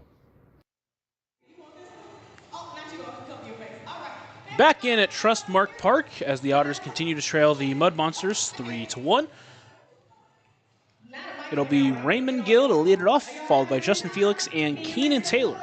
In the top of the 5th inning, the Otters look to try to break into this groove that Brandon Mitchell, the starter for the Monsters, has gotten into. What they can get for Gill in his first at-bat struck out looking. I mentioned that the Mud Monsters were swept by Gateway on Tuesday. They lost 8-5 on Wednesday. They lost a 10-inning game, 9-8. And in the final game of the series, they went down 6-1. Right now, they currently lead the Otters 3-1. Brandon Mitchell has been really the reason. He's come in and shut down this Otters offense. Started really hot in the first inning, but since then has really slowed down. They came in extremely hot after last night's game, but just haven't been able to get anything going so far today. Raymond Gill will lead it off here for the Otters in the top of the fifth inning.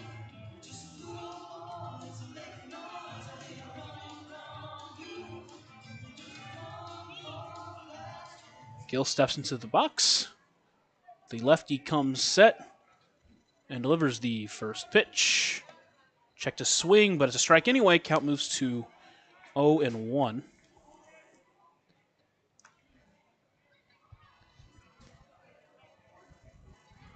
Gill in 3 seasons in the Pioneer League last year had. So he swings at that one and quickly goes behind 0-2. Had 49 home runs and over 100 walks in those 3 seasons.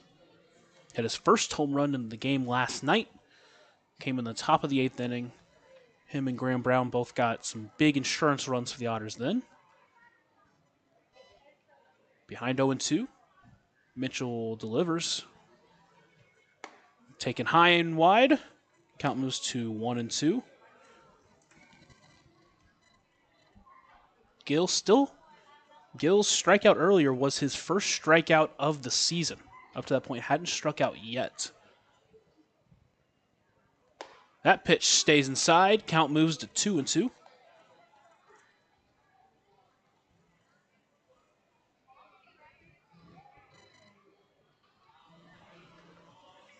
Mitchell back on the mound. Winds up and delivers. That one's wide. Count moves to full now. So Gill doing a great job battling back in this one after he went down 0-2. Count is at full. Just trying to get a leadoff runner here for the Otters in the top of the 5th inning.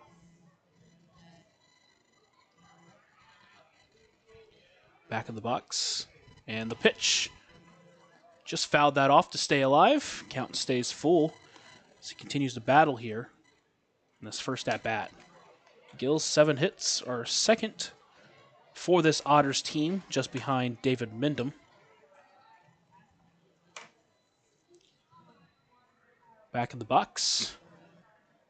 Mitchell delivers the payoff pitch. That one chopped towards shortstop. It'll be the third baseman, Cash, to deliver it. Oh, back over to first in time for out number 1. Cash cut in front of his shortstop Furr to make that play. And with 1 away, they'll bring in the catcher, Justin Felix. So he grounded out to first, his first time up. The backstop steps into the right-handed batter's box. So he looks to just try to break through this pitcher. First pitch in there, taken for strike 1. And Felix, who does such a good job waiting for his pitch both times. Mitchell has attacked him right away. From the windup, delivers the 0-1 pitch. Swung through, quickly behind 0-2. It's Justin Felix. And Felix will call time. Just reset. It's quickly behind 0-2 in this at-bat. Already 1 away here in the top of the 5th inning.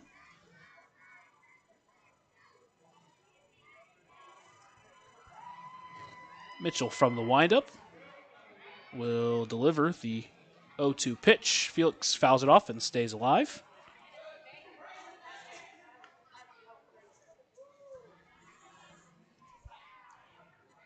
He'll step back into the box. 1 away with Keenan Taylor on deck. Felix will try to battle here. As Mitchell delivers the 0-2 pitch. Swung through on that one, so strikeout swinging for Justin Felix there. And with 2 away, that'll bring up the DH tonight, Keenan Taylor.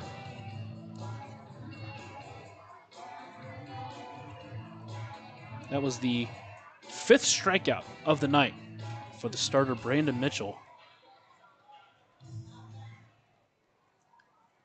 Taylor steps into the box, crowding home plate a little bit. First pitch in, taken outside for ball 1. Taylor grounded out to third his first time up. It was a first pitch ground out. Takes his first pitch there. Mitch delivers. That one just catches the inside corner for strike 1. Count moves to 1-1. Keenan Taylor coming into this game with a 400 OEP, a .714 slugging percentage after his game last night. That one is fouled back.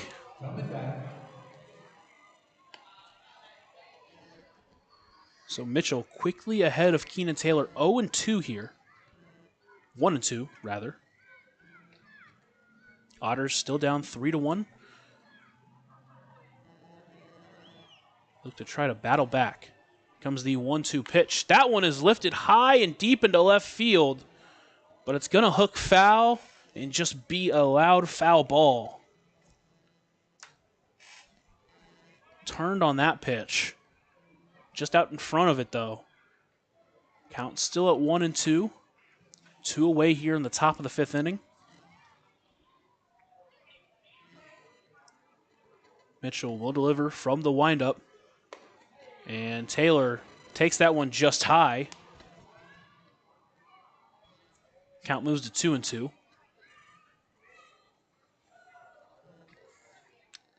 Taylor back into the box is being played straight up by the defense. 2-2 pitch. Chops it over the shortstop. Furr with the long throw to first. And Paz can't dig it out. Great stop by Caston, though, in the hay. So a 2-out, potentially base knock there for the Otters. We'll keep this inning alive and extend it to Alay Camo. So they will call it an error. And they'll give it. We'll see who they give it to. Just one of those that tough play on both sides. The long throw from Furr. Paz just couldn't dig it out. And that brings up the leadoff hitter, Alay Camo, here in the top of the 5th inning. First pitch swinging. Came up empty. Behind 0-1. They gave that error to the shortstop, Furr. Kind of a bad luck error on that one, but he did throw it low. Keenan Taylor at first. Camo at the plate. Next pitch. Just threw his bat out there. Fouled it off. He's quickly behind 0-2 now. Taylor does have a stolen base on the year. Got a stolen base last night.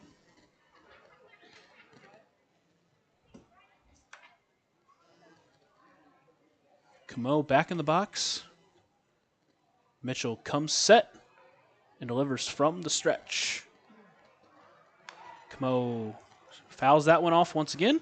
Stays alive. Count still at 0-2.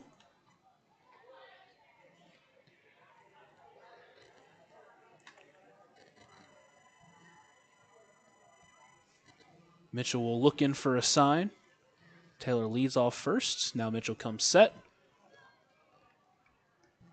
He'll deliver the 0-2 pitch. Taylor takes off, pitch outside, throw to second. Will not be in time. Another stolen base by the Otters. And with 2 away, once again, the Otters are threatening. That pitch was outside. So count at 1-2 now.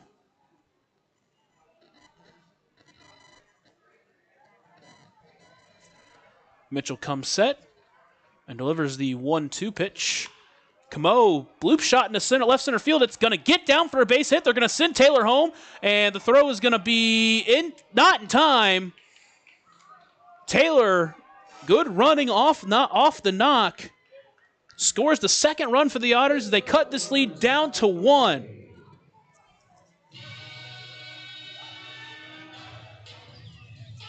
So with 2 away, a quick 2 outs.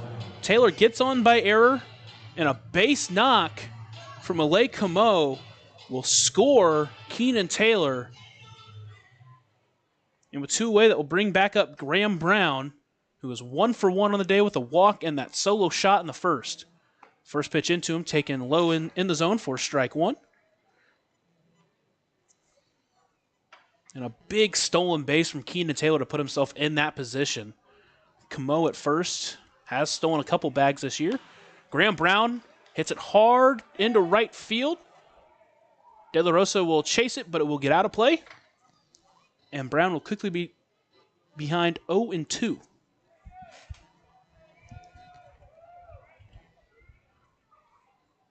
Brown back into the box. Mitchell looks in for a sign. He'll come set. And deliver the 0-2 pitch, taken outside for a ball. Count moves to 1-2. You see the catcher Hassan there set up on the outside part of the plate, exactly where he wanted to throw it, but just couldn't get the call. 1-2 delivery now. Brown fouls it back just to stay alive. That one went overhead, and that means it's an overhead foul ball brought to you by Heads Construction. Choose the best and never regret it. Brown stays alive now. The 23-year-old, freshly out of Coastal Carolina, 36 home runs during his college career. He just hit his second of the year in the first inning of this game. Now here in the top of the 5th, runner on first. Next pitch, ripped to the middle for a base hit, so another base knock. Camo will turn around second and stay there. So back-to-back base hits. Runners on first and second with 2 away, and that will bring up David Mendham with a chance to potentially tie this game with a hit. David Mendham. Mendham 1 for 2 on the day. Singled in his first at-bat. Struck out swinging in his second at-bat. And we're going to get a quick mound visit, and we'll see if we're into the top of the 5th inning. Pitcher Brandon Mitchell has now pitched 80 total pitches. He's given up 2 runs through 4 2/3 innings pitched. He's struck out 5. He struck out 5. He's walked 1 batter. Given up 1 earned run, 2 total runs. As that run that he scored earlier was an unearned run, since Keenan Taylor got on via the error.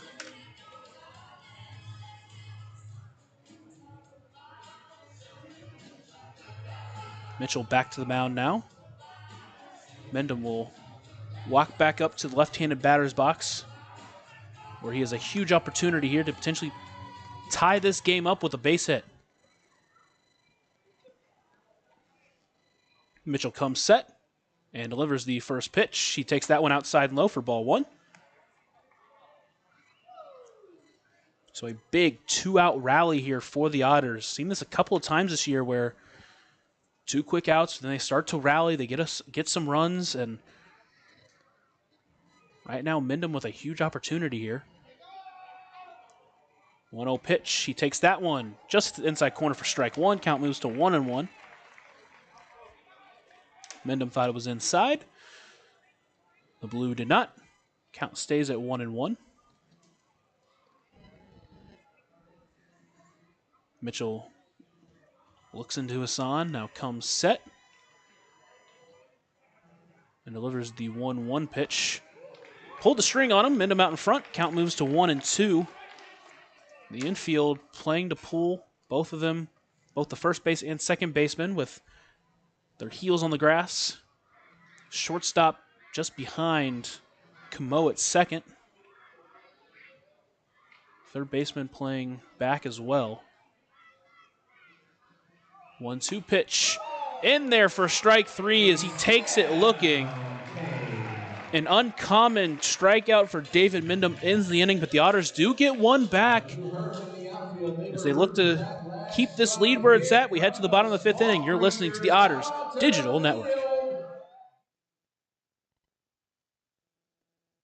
Originally opening in 2004, Jacobs Village has been a home for adults with disabilities, giving these great residents a wonderful opportunity to live life just like you and me. Jacobs Village mission is to continue building a safe, walkable neighborhood community where people with disabilities and older adults can find meaningful relationships, affordable and accessible housing, and activities to keep their bodies and minds engaged. We can't wait to have Jacobs Village at the ballpark on July 3rd for our annual Red, White, and Blue Night.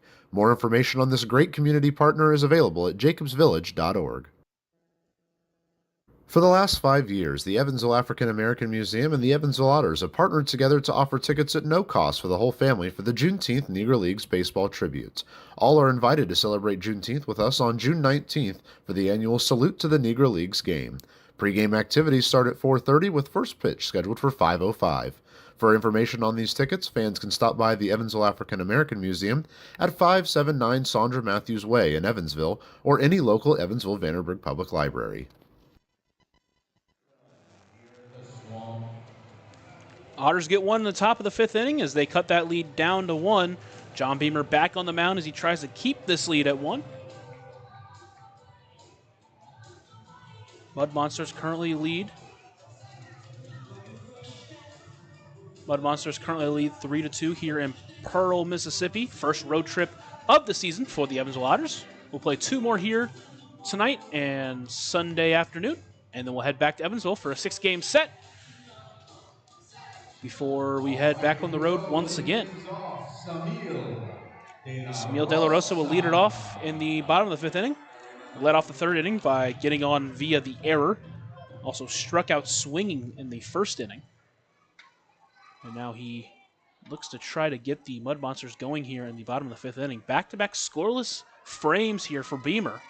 First pitch to him. In there for strike 1 as he paints the corner. Quickly ahead 0-1.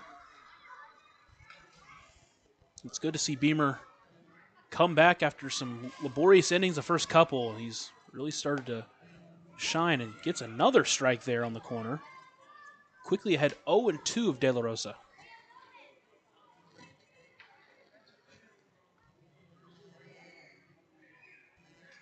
Beamer from the windup and delivers the 0-2 pitch.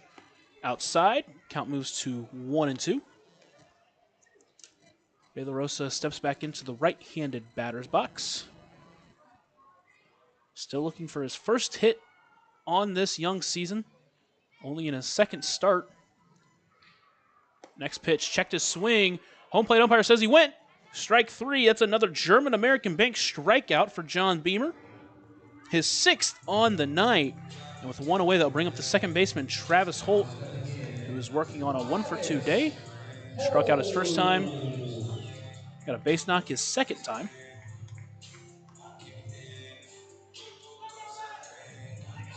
Travis Holt, in his first 4 seasons of college, played at High Point College before transferring to Butler for his senior year, or graduate senior year, rather. First pitch in, taken high for ball 1.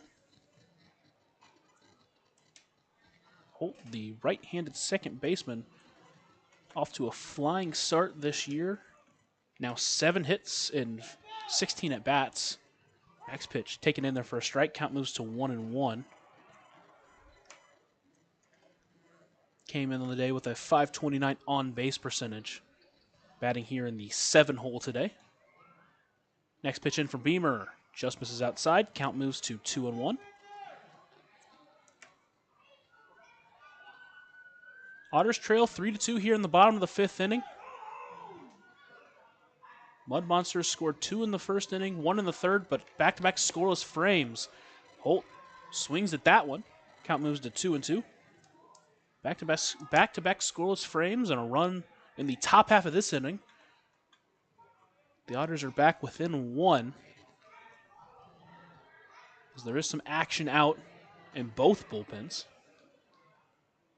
Next pitch from Beamer. Curveball gets back in there. The front door curveball catches Travis Holt watching, and that German-American bank strike out his 7th on the night. And quickly there's 2 away and bring up the catcher, Nick Hassan.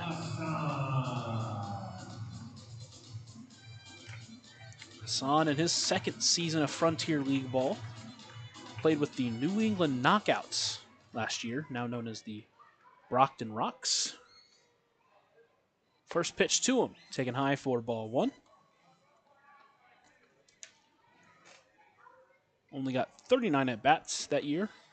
8 hits, 9 runs scored, had a 205 average, 244 on-base percentage. Walked twice, struck out 6 times. Next pitch in. Checked his swing, stayed low, count moves to 2-1, 2-0 rather. In his final season at Kennesaw State, hit .323, a .397 on-base percentage, had 5 home runs, 30 RBIs, 54 runs scored. That one taken for a strike. Count moves now to 2-1.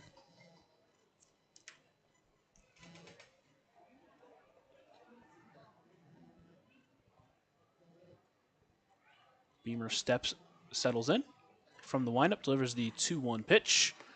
That one just doesn't get back into the zone. Count moves to 3-1 now. Back-to-back strikeouts. Have 2 outs here in the bottom of the 5th inning for Beamer. A 3-1 count to the catcher, Nick Hassan. And delivers that one. That one stays wide. And a 5-pitch walk extends the inning.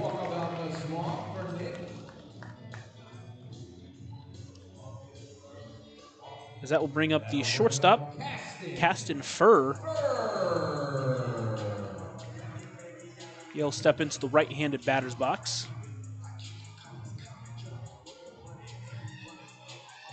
Beamer now will pitch from the stretch. He'll come set and deliver the first pitch to Furr. Curveball stays high. Count moves to 1-0.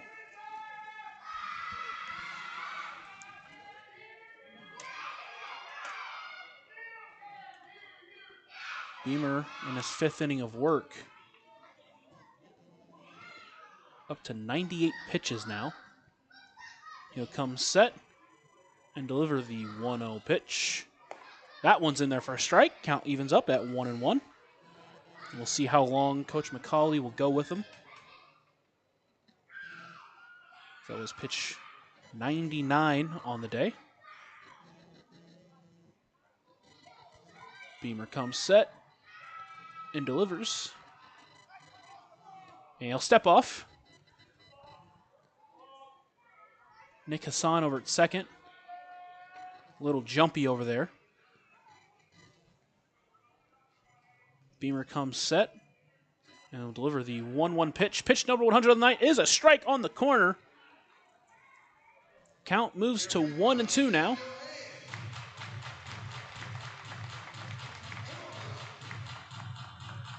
Two away here in the bottom of the 5th inning. A 1-2 count here to the number 9 hitter, Caston Furr. The Otters trail 3-2. Delivers the 1-2 pitch. That one stays wide. Count moves to 2-2. Good job by Felix to dive in front of that once again, to keep the ball in front of him, to keep that runner at first. Keep the runner out of scoring position.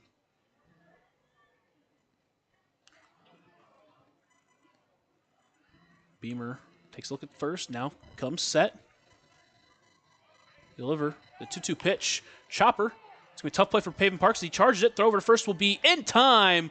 A strike to first ends the inning for the Mud Monsters. And we're through 5. Otters trail 3-2. It'll be LJ Jones to lead us off when we're back. You're listening to the Otters Digital Network.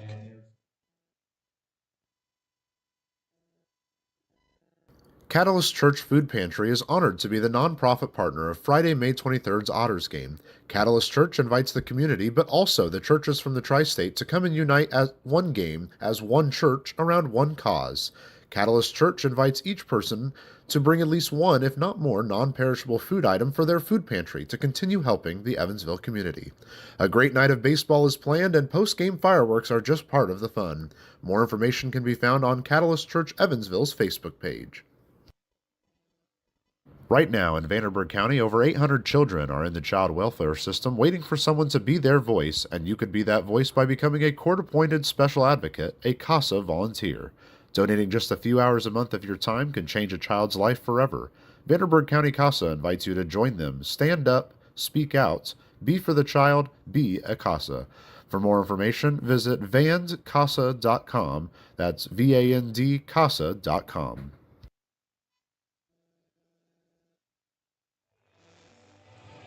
Back here in Pearl, Mississippi, as the Otters trail 3-2.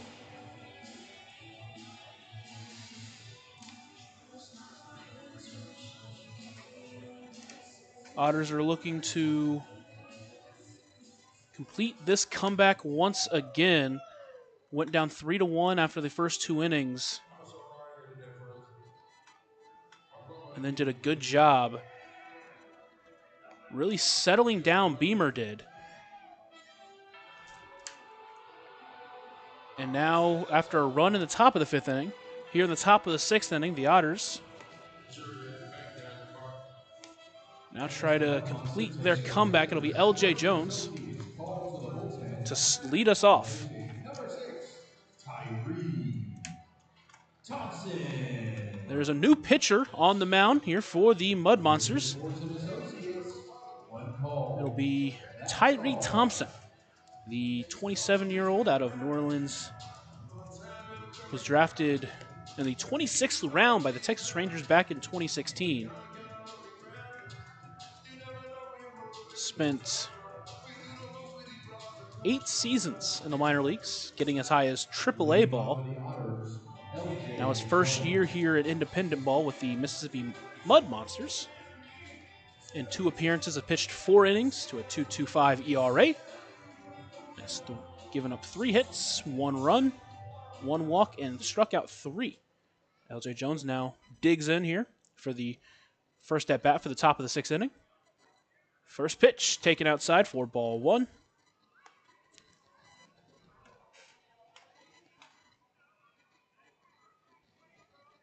As Thompson looks to try to get settled in here. From the windup, he delivers the 1-0 pitch. That one is in there for a strike as he gets back even. Count moves to 1-1.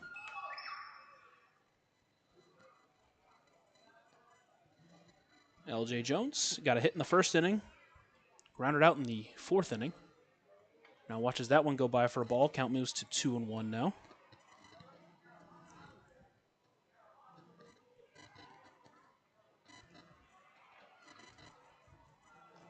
Quickly working Thompson. That one gets inside. Count moves to 3-1.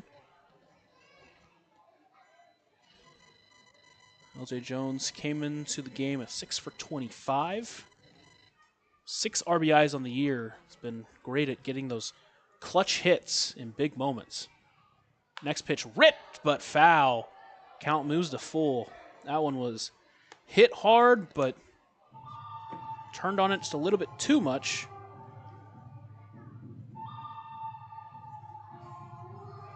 Count full now as LJ Jones will take his time. Step back into the box. Thompson will come set and from the windup deliver the payoff pitch. 3-2 pitch. That one's chopped foul. Count stays full as this is a great battle to start this 6th inning. The Otters try to work their way back and come back after going down 3-1 early. Beamer settled down for 3 straight scoreless innings. The Otters got 1 back in the top of the 5th inning. They have 2 runs on 5 hits. Thompson will look in and deliver the payoff pitch once again.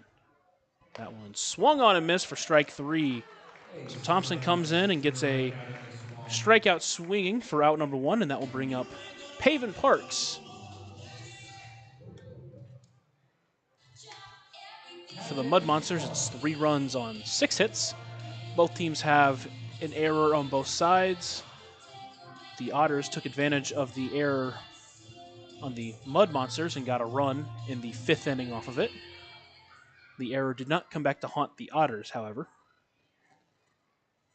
First pitch into Parks. Fouls that one back. Count moves to 0-1.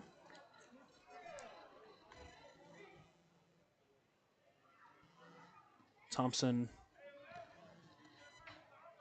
as the umpire, gets new balls. Thompson will fix his glove. Now come back to the rubber. Parks played to semi-pool. So the first baseman and second baseman are played shifted to the right. That one ripped into right center field. De La Rosa will go back and make the grab for an out number 2. A good read from De La Rosa there. Gets Pavin Parks here, as that one was hit hard, but comes up for naught. So with 2 away, that will bring up J.T. Benson, working on his 0 for 2 day, trying to keep this inning alive. Top of the 5th inning, started with a 2-out rally. We'll see if the Otters can get another one going here. Thompson will come set and deliver from the windup. First pitch, Benson will hold, but it's a strike. Count moves to 0-1.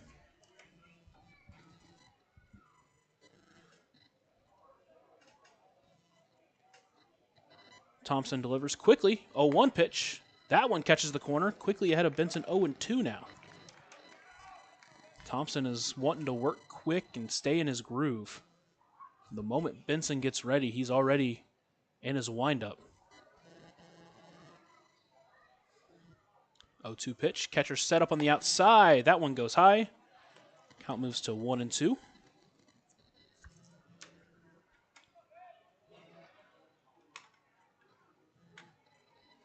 Thompson got the ball back. He'll deliver the 1-2 pitch. That one stays low and out. Count moves to 2-2 now as Benson continues to battle.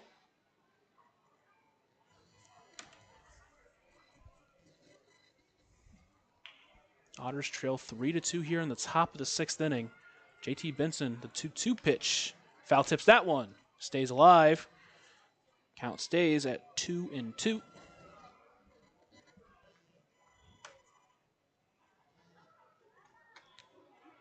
We'll get a quick time as we'll get a check on the home plate umpires. That foul ball ricocheted off of him.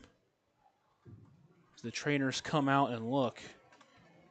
Brandon Mitchell finished 5 innings pitched, gave up 5 hits, 2 runs, 1 of them earned, walked 1 batter, struck out 6. And we'll see if Beamer is going to come out for the 6th inning himself. They're still looking at the home plate umpire. We'll take a look around the Frontier League on this beautiful Friday night. Florence finished off the Washington Wild Things. They win 10-7. Joliet in the bottom of the 6th inning currently lead the Schaumburg Boomers 11-5. Gateway leading Three Rivers 7-4 in the bottom of the 5th there. Sussex County Miners and the Tri-City Valley Cats has ended. The Valley Cats win 4-3. Windy City currently beating Quebec 13-1. Quebec looking to potentially take their first loss of the season. The Down East Bird Dogs beat the New Jersey Jackals 8-3. The New York Boulders and the Brockton Rocks are tied at 5 in the top of the 6th inning. And rounding it off in the top of the 7th inning, the Ottawa Titans currently lead the Lake Erie Crushers 7-4. Still a conversation out there with the home plate umpire. All 3 umpires have converged. Now Tyree Thompson is going to take some warm-up throws.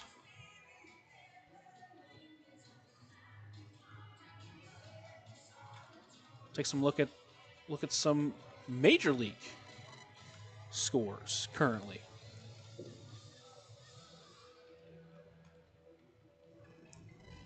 The Pirates and Phillies are playing. Both they will be tied at 0. Both with 2 hits there in the middle of the 4th inning. Mets and Yankees are playing the Subway Series. Yankees lead 6-1 in the bottom of the 7th inning. Jason Dominguez currently up with a runner on first. Actually, Jason Dominguez just walked.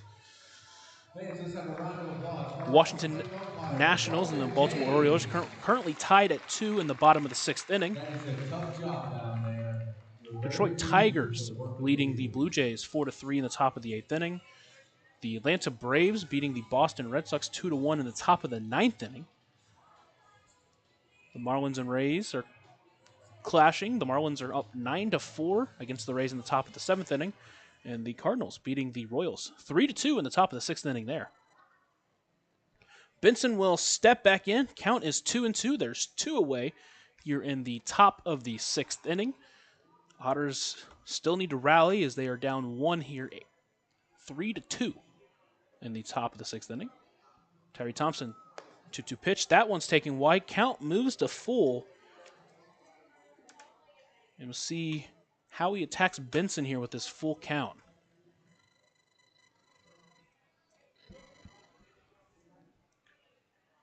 Three-two pitch. That one's taken high for ball 4, so that's a walk for J.T. Benson. And with speed now on the base paths, we'll see if he wants to potentially attack a stolen base or if they'll let Raymond Gill hit. Gill comes up to the plate, working an 0-for-2 day, but he's done a great job at the plate, working counts. It's a big opportunity to, again, potentially get another 2-out rally going. That's how they scored their run last inning. Potentially can get it here this inning as well. Gill steps up to the plate. Thompson will look in and pitch from the stretch for the first time tonight. He'll look in. Now he'll come set. And he'll deliver the first pitch. Taken outside for ball 1. Benson over at first. The speedster is 1-for-2 on the year in stolen base attempts. Stolen a lot of bases during his career playing baseball. Next pitch to Gills, taken in there for strike 1. Count moves to 1-1. During his 3-year career at Louisville, stole 51 bases in 61 attempts. Here comes the 1-1 pitch. Gill checked his swing. Did he go? He did, says the first base umpire. Count moves to 1-2 now. And Gill will call time.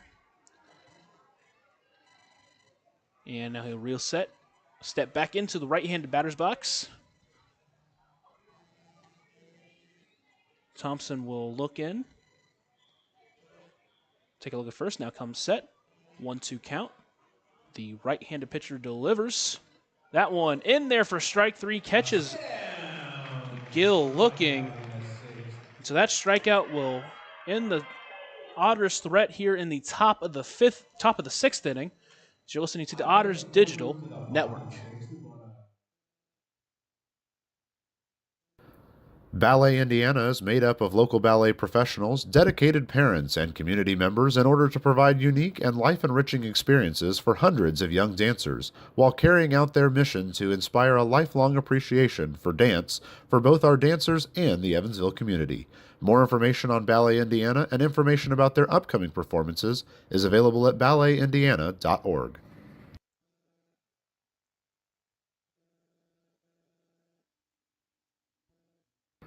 Maintaining our independence becomes more and more vital as we age. Swerka and More can help you navigate this important journey by answering your questions and connecting you to free and unbiased community resources and support services.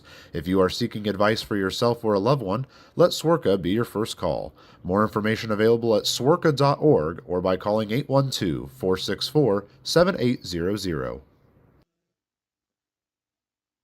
Originally opening in 2004, Jacobs Village has been a home for adults with disabilities, giving these great residents a wonderful opportunity to live life just like you and me. Jacobs Village mission is to continue building a safe, walkable neighborhood community where people with disabilities and older adults can find meaningful relationships, affordable and accessible housing, and activities to keep their bodies and minds engaged. We can't wait to have Jacobs Village at the ballpark on July 3rd for our annual Red, White, and Blue Night. More information on this great community partner is available at jacobsvillage.org. New pitcher on the mound for the Evansville Otters is Ethan Bradford, making his 3rd appearance of the year. He's pitched 2 total innings. He's struck out 2, and he has not given up a single hit or walk in his 2 appearances. He'll go up against the leadoff hitter, Braylon Skinner, when that time comes. The tall lefty out of Lecompton, Kansas. This is his first season here with the Otters, fresh off 5 seasons in college where he played 3 for Nebraska, played the last 2 for Kansas. Pitched to a 63 2/3 innings pitched in those years, 37 appearances, started 8 games, and he has shown up so far for the Otters and done a fantastic job out of the bullpen. And obviously McCauley calling him first out of the pen because he trusts him quite a bit. And that will close the day on Beamer's day. He pitched 5 innings, gave up 6 hits, gave up 3 runs, walked 1, and struck out 7. He also did hit 4 batters, so that was the problem with his command today. That will bring up the leadoff hitter, Braylon Skinner. It'll be Skinner, the lefty, Ryan Cash, the switch hitter, and Davis Bradshaw, the lefty, to face against Bradford. First pitch to Skinner. Takes that one low for ball 1. As we enter the bottom of the 6th inning, the Otters still trail 3-2. Next pitch from Bradford. Takes that one in there for a strike. Count moves to 1-1.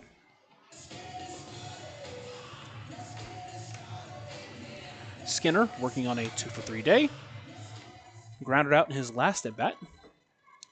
Next pitch. That one's ripped into left field, and LJ Jones won't be able to get to it. So his 3rd hit of the day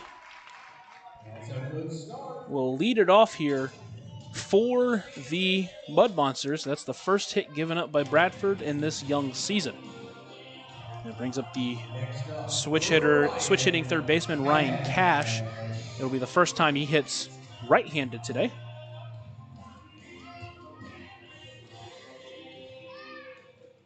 As he steps in, looks towards Bradford. Bradford will take it. He comes set. First pitch, that one ripped into right field for a base hit. Skinner will get to third easily, and Cash will stay at first. And a base knock gets runners on first and third with no one away very quickly here in the bottom of the 6th inning. All right, here we go. Runners at the corners for Davis Bradshaw. Now bring up Davis Bradshaw. Started 0-for-2, then got a base knock his last time. And Bradford's going to have to figure something out here. He's quickly in a jam of his own making. Still no one away. Bases, runners on the corners. Bradford will come set. Deliver the first pitch. Bradshaw squared around a bunt, pulled it back. Was a wide, so for ball 1. Bradshaw is a guy with plenty of speed. A bunt won't be a gimme out. 1-0 pitch, squares on a bunt again, pulls it back. This one's in there. Count moves to 1-1.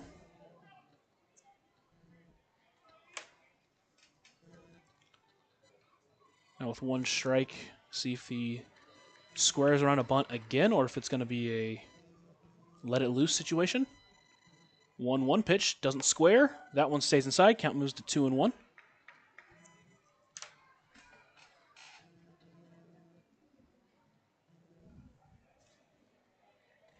Bradford back onto the mound. The tall lefty comes set. Delivers. He actually take a check at first, just to keep the runner honest.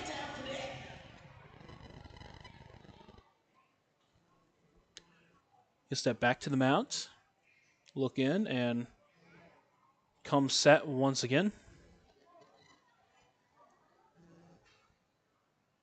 Delivers the pitch. That's a bunt right back to the pitcher. Skinner will stay at third. Throw to first is in time.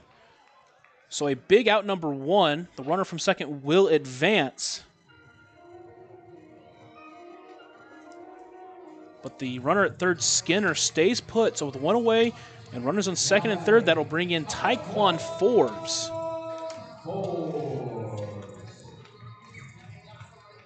as he works on his 0 for 1 day with a walk and a hit by pitch. And now we'll get a quick mound visit from Felix to talk over some strategy. Could potentially maybe see a walk here. You don't want to give him anything to hit. This guy is a guy with plenty of power. Again, has the lone home run for the Mud Monsters this year. Bradford steps back to the mound. Forbes into the plate. Bradford now comes set and delivers the first pitch. Forbes takes it for strike one. Get ahead 0-1 of Forbes.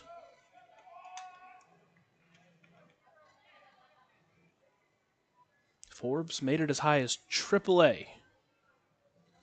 Spent 2022 with AA Amarillo. Next pitch taken low. Count moves to 1-1. Before joining New Jersey in the Frontier League back in 2023. Spent 2024 in Querétaro in Mexico. And is back in Mississippi here for the Mud Monsters. Bradford comes set and will deliver the 1-1 pitch. Swung through by Forbes. Count moves to 1-2. Now Bradford one strike away from giving him a potential out of this inning to keep it scoreless. Comes set once again and deliver the 1-2 pitch. That one stays high and wide. Count moves to 2-2.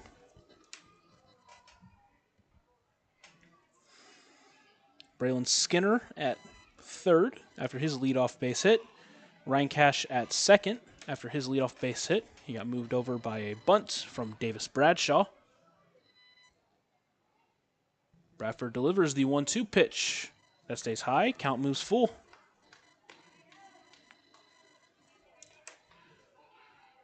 So now full count. Still have a base open. You don't have to just leave one over the heart of the plate, but you want to make hopefully a competitive pitch at the very least.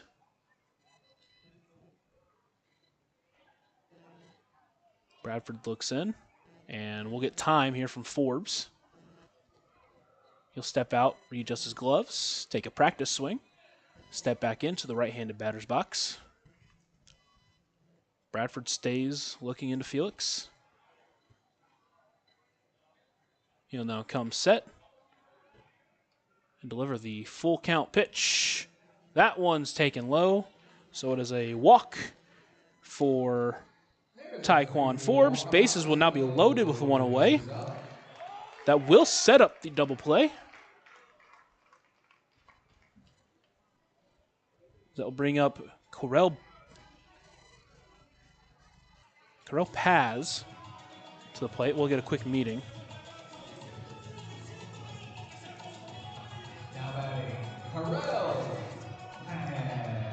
He'll step into the left-handed batter's box for the quick talk with Felix and Bradford.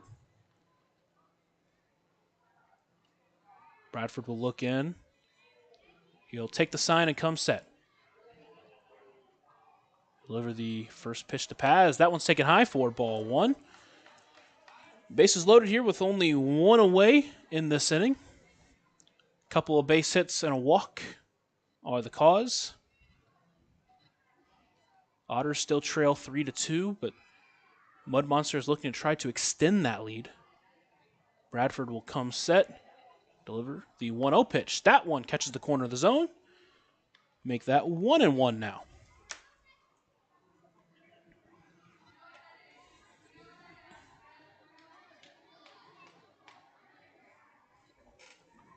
Bradford looks in, comes set and deliver the 1-1 pitch. Paz fouls that back. Count moves to 1-2 now. Paz's 2 RBI base hit in the first inning really set the tone for this game.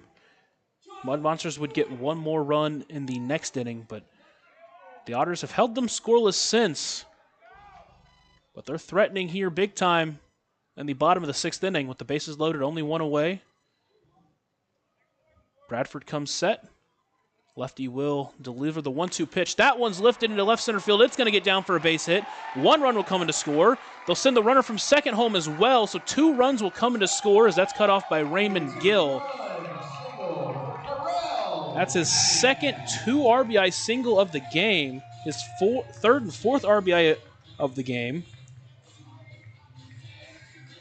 And the Mud Monsters now lead 5-2, and that will bring up Samil De La Rosa.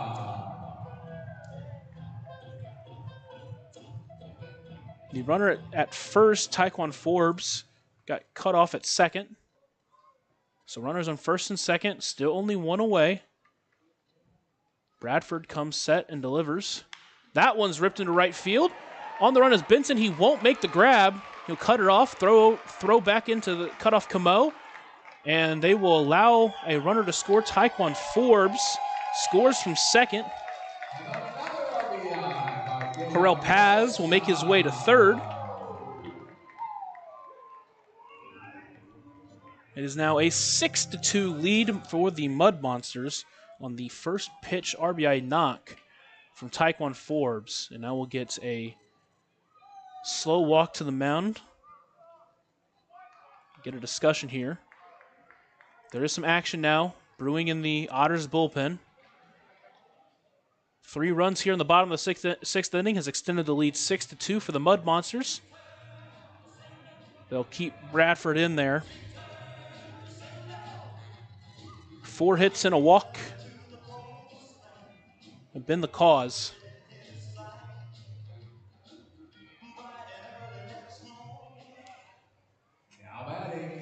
We'll bring in the second baseman, Travis Holt. He struck out his last time up. Bradford will look in. Runners on the corners, 1 away here in the bottom of the 6th inning. Already 3 runs in here. Otters look to try to minimize the damage. That one's fouled back. Bradford gets ahead of Holt, 0-1.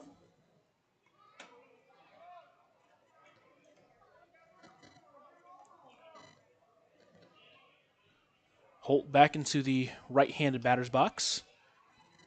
Bradford will look into Felix, and he'll come set. And he'll deliver the 0-1 pitch. Takes that one just low. Count moves to 1-1.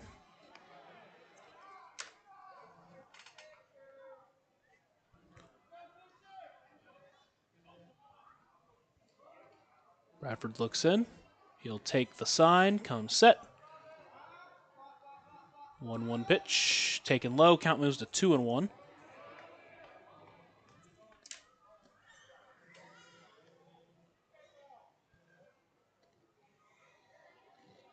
Bradford will step back to the rubber. Runners still in the corners. 10 hits for 6 runs now for the Mud Monsters. Runner takes off for second. Throw to second will not be in time. Runner will head home, and it'll be wide of Felix. And now De La Rosa will take third base. Everybody's safe and moving up. So a stolen base for De La Rosa to second. The throw back home from Camo went wide of Felix. Paz scores, and then De La Rosa takes third on that throwing error. And now a 4th run scores. Otters now trail 7-2. Runner on third, only 1 away. Offense, or the infield comes in now. Count it 2-1. Here comes the pitch. That one fouled back. Count goes to 2-2.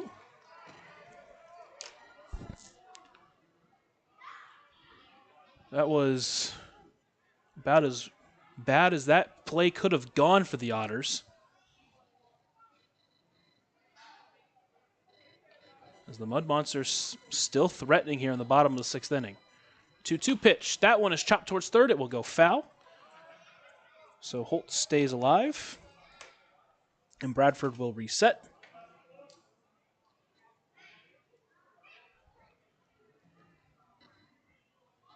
Holt back into the right-handed batter's box.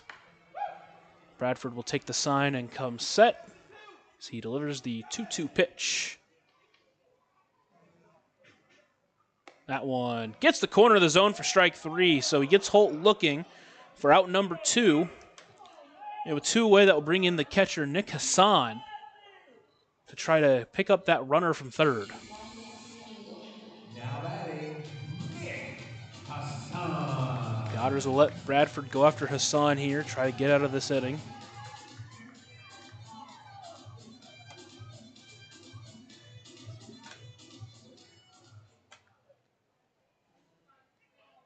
You look in, now comes set.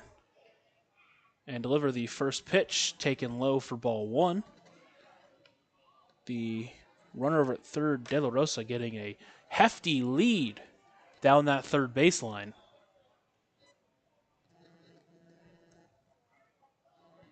Now he'll back up a little bit. Bradford will step off. Come back set. Bradford, a guy not pitching from the windup. From the stretch here. Next one, ripped into right field. Benson on his way back will get under it for out number 3, but the Mud Monsters strike for 4 runs in the bottom of the 6th inning. They now lead 7-2. You're listening to the Otters Digital Network.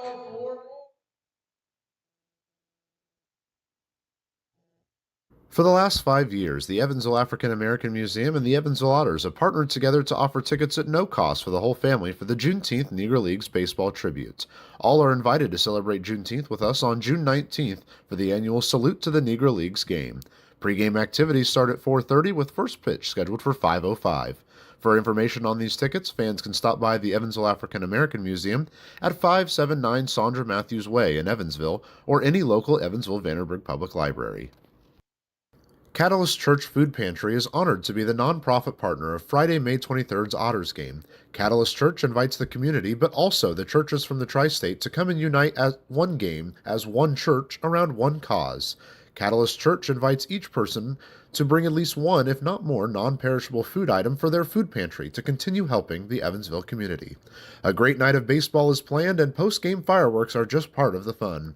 More information can be found on Catalyst Church Evansville's Facebook page. Right now in Vanderburgh County, over 800 children are in the child welfare system waiting for someone to be their voice, and you could be that voice by becoming a court-appointed special advocate, a CASA volunteer. Donating just a few hours a month of your time can change a child's life forever. Vanderburgh County CASA invites you to join them. Stand up, speak out, be for the child, be a CASA. For more information, visit vandcasa.com. That's VAND-CASA.com.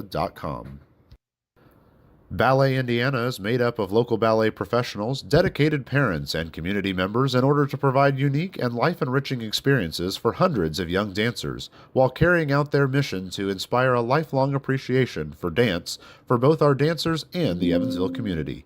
More information on Ballet Indiana and information about their upcoming performances is available at balletindiana.org. 3 innings left here in this ball game as the Otters trail the Mud Monsters 7-2. Tyree Thompson out there for another inning of work after he went his inning. He walked 1, struck out 2, and it will be Justin Felix to meet him first, followed by Keenan Taylor, and then the leadoff hitter, Olay Camo. Felix comes around to the right-handed batter's box. Thompson, the right-handed pitcher, walking behind the mound. Looks to keep this lead at 5 while the Otters try to cut into it. 4 runs in the bottom of the 6th inning extended this lead from 1 to 5. And now Felix at the plate trying to get the Otters going here in the top of the 7th inning. First pitch in. Taken in for a strike. Count moves to 0-1.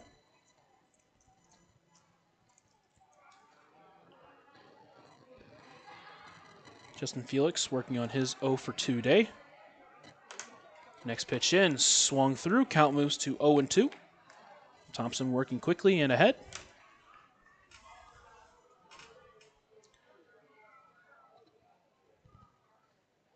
Thompson, Felix will call time, step out, then step back in.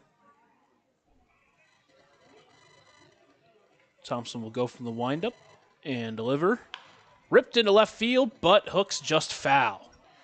hit hard off the bat, just unfortunately went hooked foul for him.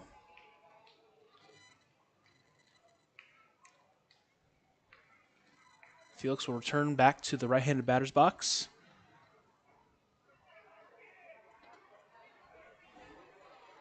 Otters with 2 runs on 5 hits. Mud Monsters 7 runs on 10 hits. Otters have committed 2 errors. Mud Monsters have only committed 1. Thompson delivers the 0-2 pitch, taken in the dirt. Count moves to 1-2. As Felix continues to battle here.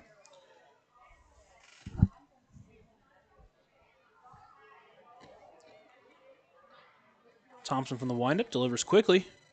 Comes the 1-2 pitch. That one in the dirt. Count moves to 2-2. Felix spent 2 seasons at Arkansas State during his college days. Played a season with Sioux City before joining the Otters. And is in his 5th season here. 2-2 pitch. That one's outside. Count runs full now. So Felix has battled back from 0-2 back to full.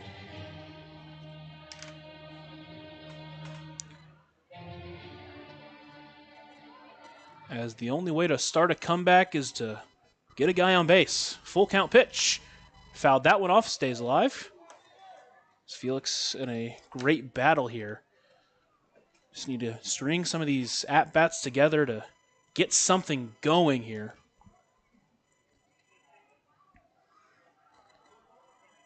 There's no 5-run home runs. The only way to do it is to get on base, move it to the next guy. Full count pitch again. Takes it high for ball 4, so a leadoff walk here for the Otters, and they're in business. Felix will head down to first, and that'll bring up the DH, Keenan Taylor.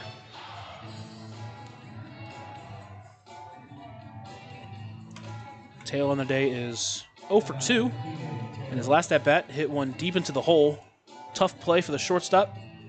The first baseman, Paz, couldn't come up with it, ended up being ruled an error, but he would come around to score the second run of the game for the Otters.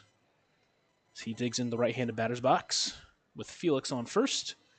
Thompson comes set and deliver the first pitch here to Taylor. That one's taken bottom corner for strike 1.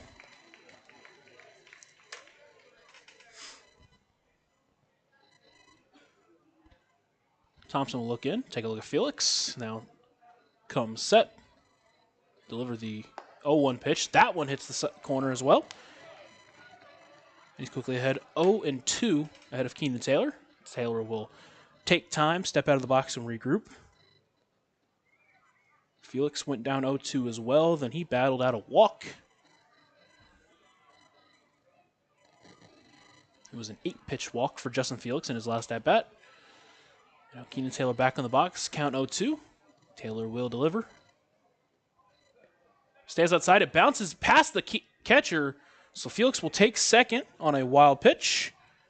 And with a runner in second and no one away, the count will move to 1-2 now.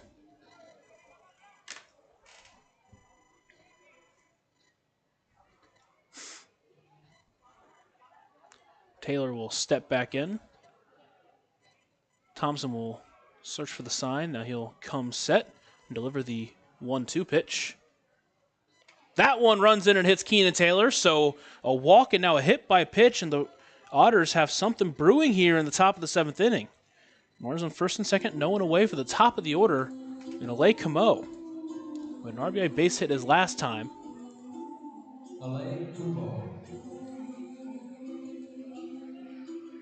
As he steps up into the left-handed batter's box. He has been so good for the Otters at the top of their lineup, coming in with a .444 on-base percentage, 5 walks to 6 strikeouts. Thompson comes set from the stretch and delivers the first pitch. That one's ripped into right field. On the run is De Los Santos. He dives and he makes the running catch. No, actually, they say he dropped it.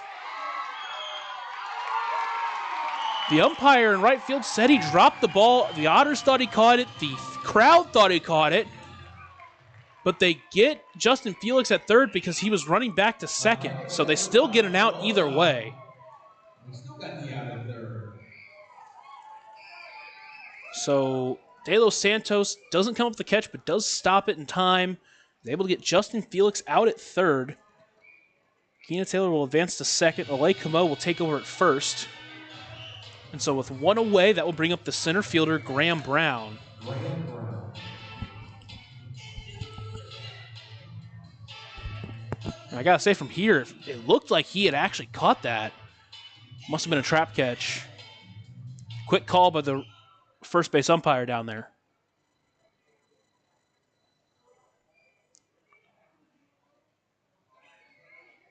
Now Thompson will come set and deliver. Takes that one, though, for ball one.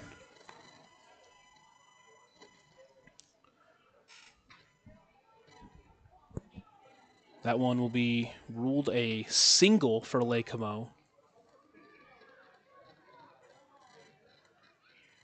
Thompson comes set and delivers the next pitch. That one's outside. Count quickly moves to 2-0 now.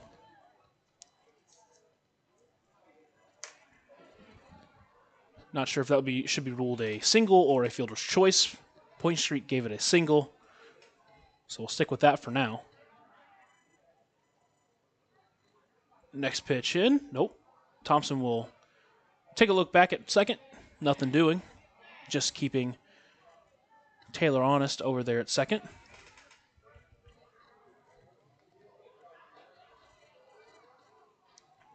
Thompson comes set and delivers. That one stays high. Count moves to 3-0 now.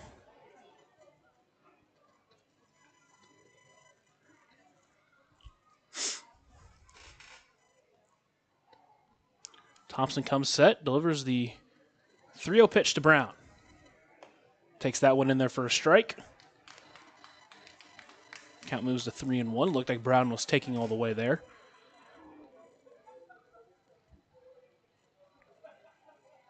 Brown working on his 2-for-2 day with a walk.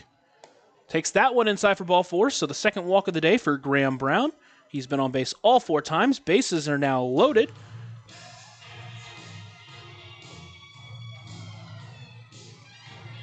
And with only one away, that will bring up David Mindham to the plate.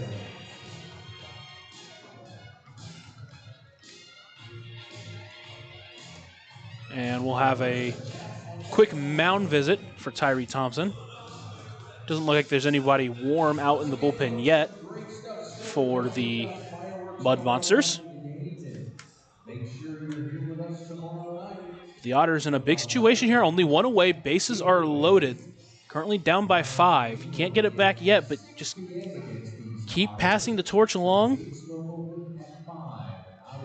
And if you keep passing the torch along, it'll eventually work out. Only one away. Started off with a walk. Taylor got hit by a pitch. Alay Camo hit it out into right field. A crazy play ended up in a fielder's choice with Keena Taylor advancing to second, Camo taking first, and then a walk to Graham Brown has loaded the bases here for the Otters in the top of the 7th inning as they try to work back from a 7-2 deficit in this ball game.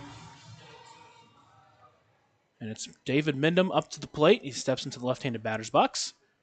Thompson's first pitch in. Mindham will take that for a strike. Get behind 0-1.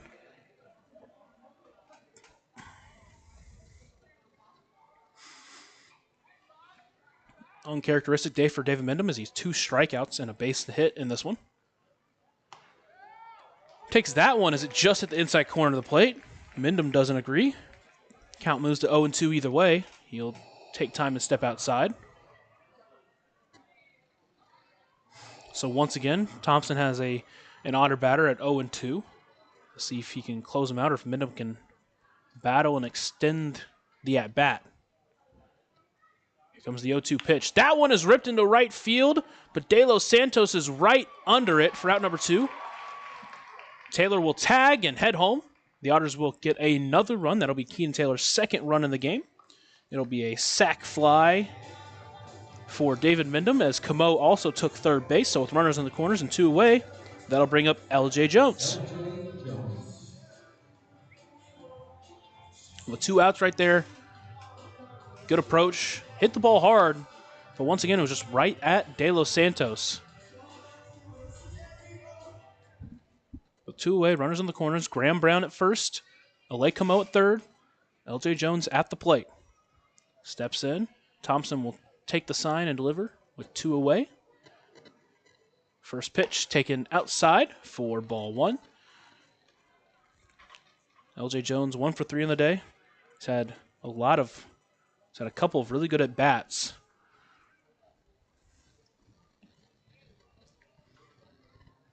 As the 1-0 pitch comes, that one is ripped high into deep center field.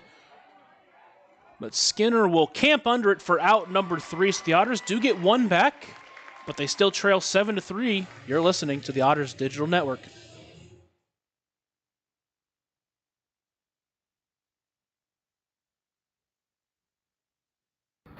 Maintaining our independence becomes more and more vital as we age. Swerka and more can help you navigate this important journey by answering your questions and connecting you to free and unbiased community resources and support services.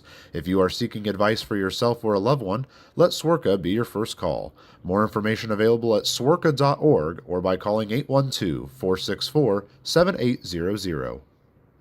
Originally opening in 2004, Jacobs Village has been a home for adults with disabilities, giving these great residents a wonderful opportunity to live life just like you and me. Jacobs Village mission is to continue building a safe, walkable neighborhood community where people with disabilities and older adults can find meaningful relationships, affordable and accessible housing, and activities to keep their bodies and minds engaged. We can't wait to have Jacobs Village at the ballpark on July 3rd for our annual Red, White, and Blue Night.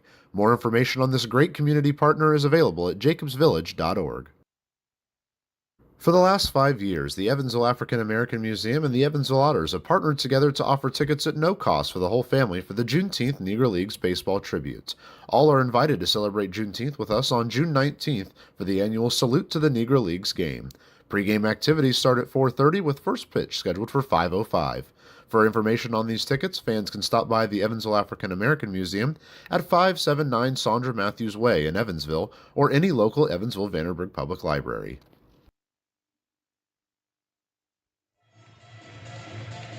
New pitcher in for the Evansville Otters. It's Chip Korbacher making his second appearance on the season. In his first appearance, went 1 2/3 innings pitched, struck out 2, didn't give up any runs. This is his second season with the Evansville Otters. Made 20 appearances last year, pitched in 37 2/3 innings pitched, struck out 9.1 per 9 innings, walked 38, struck out 38, walked 28. He will get his second appearance of the year for the Evansville Otters, and he'll try to keep this score at 7-3. Just past the 7th inning stretch, Mud Monsters feels like it's in full control, but hopefully Chip Korbacher can come in and close the door and give the Otters an offense a chance to make a comeback.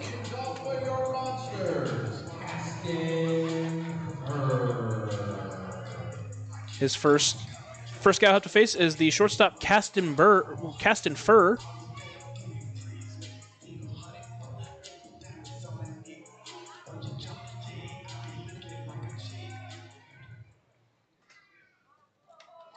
Korbacher to the mound. He'll come set as he pitches from the stretch and deliver the first pitch to the shortstop Furr, taken outside for ball 1.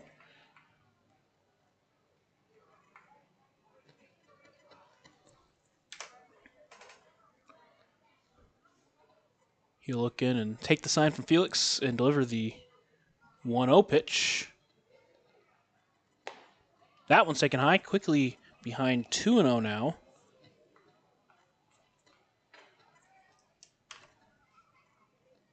Furr currently 0 for 2 on the day, got hit by a pitch in the second inning. Struck out in the third, grounded out in the fifth. Comes the 2-0 pitch. That one curves, but not quite enough. Quickly ahead 3-0 is Furr.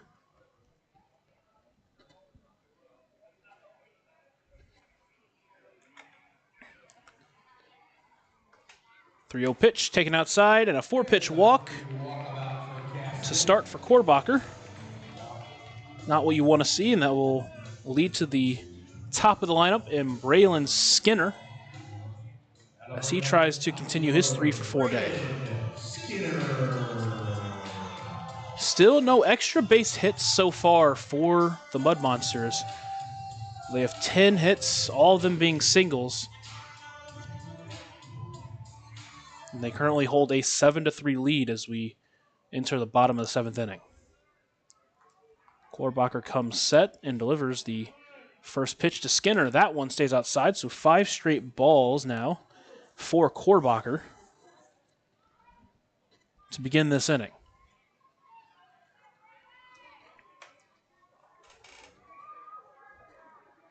Korbacher comes set, delivers the 1-0 pitch. That one just misses inside. Count moves to 2-0. So that's 6 straight balls now to start this inning. Korbacher played 4 years at Cumberland's College, the Cumberland's Patriots. Spent the last 2 years with the Otters. Now delivers the 2-0 pitch. That one is ripped into left field, but it's going to hook foul. That one went pretty far, but wouldn't have foul territory. And that's the count moves to 2-1 now.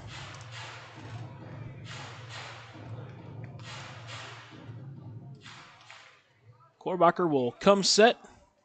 Take a look at first. And deliver the 2-1 pitch. He take a quick check over at first just to keep the runner honest. Come back to the mound now. That runner at first. Caston Furr. Decent lead over at first.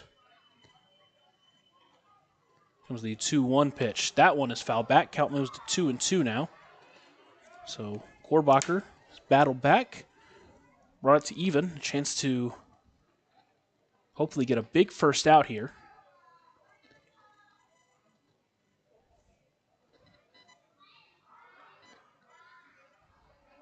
Skinner steps out, now steps back into the left-handed batter's box. Takes a quick glance at first, now comes set. And will deliver the 2-2 pitch. That one stays high, count moves to full. Skinner led off last inning with a base hit against Ethan Bradford. That led to the 4 runs that eventually scored in that inning. As Korbacher comes set and deliver the payoff pitch. That one is in the dirt, gets by the catcher, so it's a walk anyways. But back-to-back walks. And runners are on first and second with no one out for the Mud Monsters as they try to expand that 4-run lead. Brings in the third baseman, Ryan Cash. Working on his 1-for-2 day. Was hit in his first 2 at-bats of the night. And got a hit last inning against Bradford. Comes into the left-handed batter's box.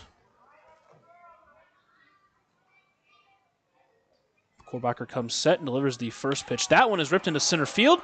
Graham Brown will get under it for out number 1. A good read from Brown. And a big out number 1 for Korbacher as he'll now face Davis Bradshaw. As he comes up with runners on first and second with only 1 away. Here in the bottom of the 7th inning in Pearl, Mississippi. Mud Monsters lead 7-3, so they're looking to try to expand on that lead. Korbacher will come set, deliver the first pitch here to Bradshaw. That one is curveball, gets it in there for strike 1. So quickly ahead of Bradshaw here, 0-1. Bradshaw on a 1-for-4 day. Singled back in the 4th inning. Next pitch. That one ripped just past the second baseman, Camo, and they will hold the runner at third there. We'll hold Furr at third. Skinner will stop at second, and that one-out base knock for Bradshaw loads the bases with one away for Taekwon Forbes.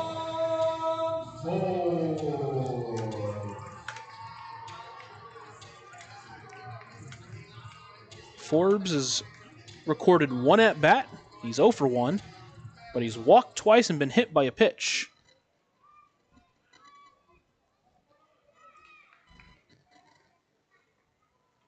Korbacher comes set. Bases are now loaded with one away. Deliver here to Forbes. That one is popped up back overhead. That is an overhead foul ball. Brought to you by Heads Construction. Choose the best and never regret it. Forbes steps back in. The 6'4" out of Columbia, Missouri. The former second-round pick in the 2014 MLB draft. Drafted out of high school, went to the Rangers. Next pitch, swung through. Korbacher ahead 0-2 now. Mentioned he got as high as AAA, eventually with the Chicago White Sox. But never got a crack in the MLB. Spent his final season in AA, the Diamondbacks organization. 0-2 pitch here to Forbes. That one is ripped into right field. Coming in on it is JT Benson, and he will make the grab for out number 2. Tag and a throw to home will not be in time. Felix will step up. That is Furr, who steals from third. And Skinner will tag from second and go to third. So runners will now be on the corners with 2 away. The Mud Monsters get that run right back. The Otters got in the top half of the inning. And with 2 away, that will bring in the first baseman, Correll Paz, who has 2 hits on the day. Both of them have gone for 2 RBIs, so now has 4 RBIs on the day as he steps into the left-handed batter's box.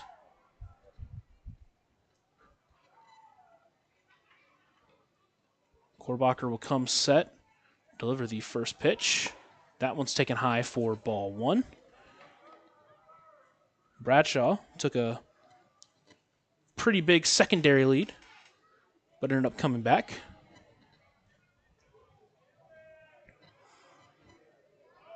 Korbacher will deliver the 1-0 pitch. That one swung through. Count moves to 1-1. Korbacher there did a good job holding maybe a little bit longer, varying his release times to keep Bradshaw honest, keep him guessing if he's going to steal a base anyway.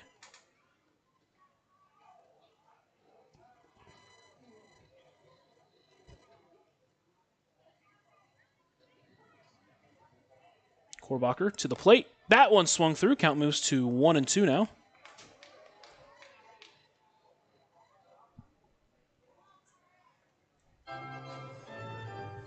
Scoreboard for a second said it was 3-9. Maybe second guess my scorecard here, but Mud Monsters currently lead in the bottom of the 7th inning, 8-3. They've scored 1 here in the bottom of the 7th inning. They've got 11 hits on the night. All of them have been singles. Korbacher comes set, delivers the 1-2 pitch. That one stays high. Count moves to 2-2.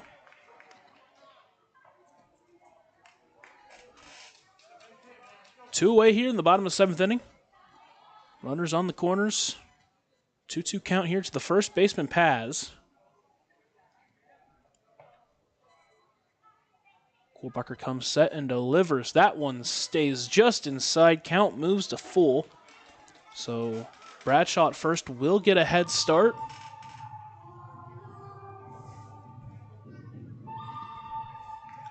Back into the left-handed batter's box is Paz.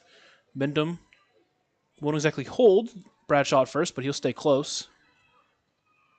Bradshaw takes off. Here comes the full count pitch. Swung on a miss for strike 3, so Korbacher gives up 1, but gets the German-American bank strikeout of Correll Paz and gets out of the inning only giving up 1. Otters currently trail by 5. You're listening to the Otters Digital Network.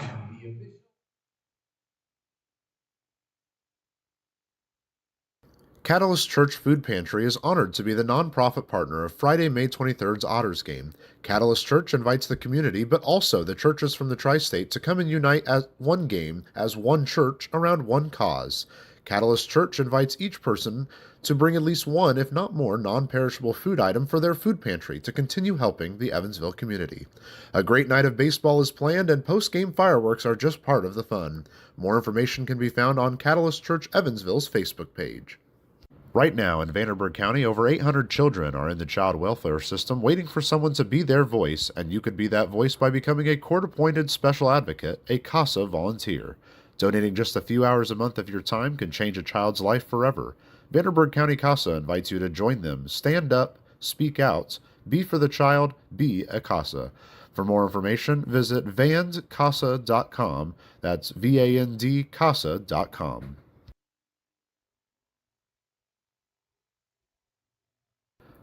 Ballet Indiana is made up of local ballet professionals, dedicated parents, and community members in order to provide unique and life-enriching experiences for hundreds of young dancers, while carrying out their mission to inspire a lifelong appreciation for dance for both our dancers and the Evansville community. More information on Ballet Indiana and information about their upcoming performances is available at balletindiana.org. Back here in Trustmark Park, as the Otters have 2 innings left to try to break into this lead. There's a new pitcher on the mound for the Mud Monsters. It's Chris Barraza, a right-handed pitcher, getting his second appearance of the season. In his last appearance, went 2 innings pitched. Didn't give up a single run, didn't give up a hit, walked 1, struck out 2, and he will face Pavin Parks to start his second appearance of the year. Barraza played his final 2 seasons of college baseball with Arizona, and in 2023, his graduate senior year, pitched in 29 innings pitched to a 6.52 ERA,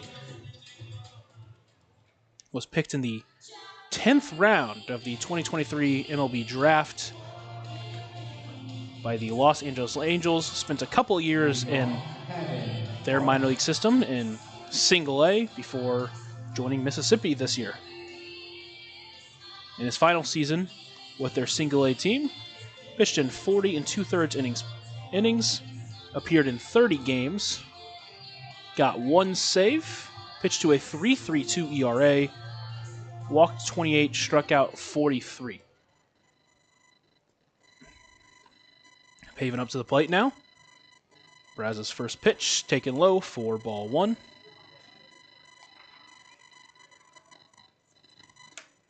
The Otters just trying to find some momentum. 6 outs to work with here.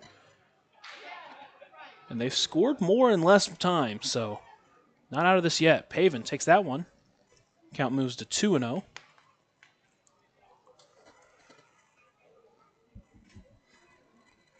Barraza at 25, stands at 6 foot out of Tucson, Arizona. That one, hefty swing for Pavin Parks, but he swings through it. Count moves to 2-1.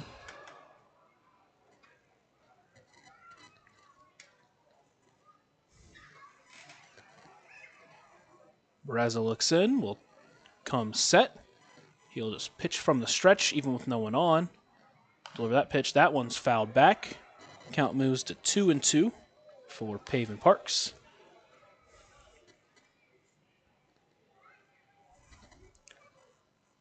Parks working on an 0 for 3 day. Hit the ball hard a couple of times, but hasn't been rewarded for it.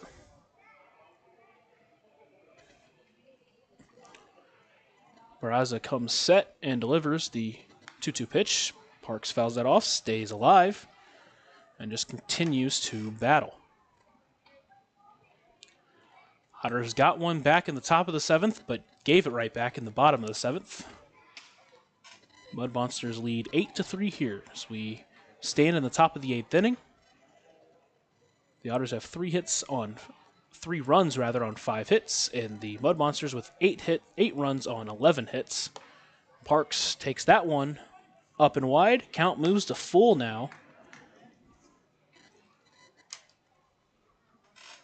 Once again, the Otters have 5 runs to make up.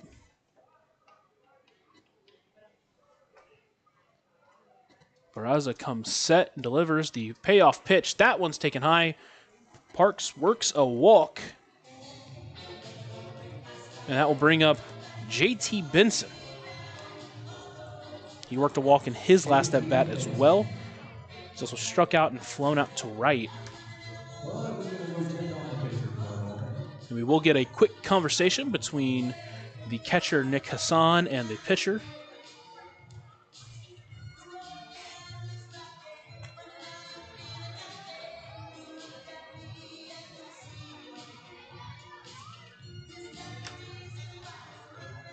Mentioned the Otters have 2 more games here in Mississippi before we head back to Evansville.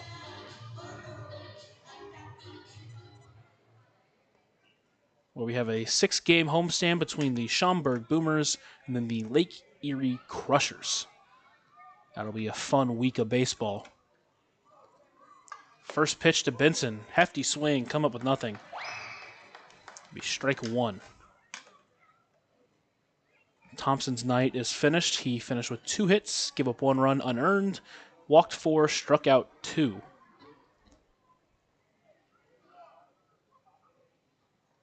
Barraza the next pitch. That one's taken high. Count moves to 1-1.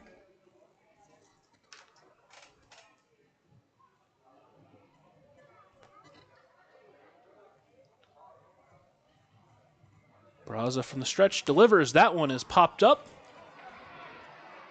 Paz will get under it in foul territory and catch it for the first out. That will lead to Raymond Gill, who working on an 0-for-3 day, but he's had a lot of good at-bats. He's drawn them out, just hasn't been able to get anything to show for it.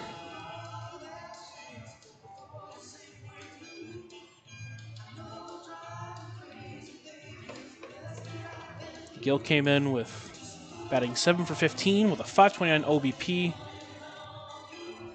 5 RBIs and 3 runs.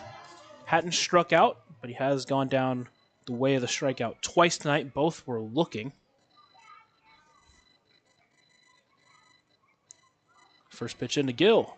Swung through. He's behind 0-1.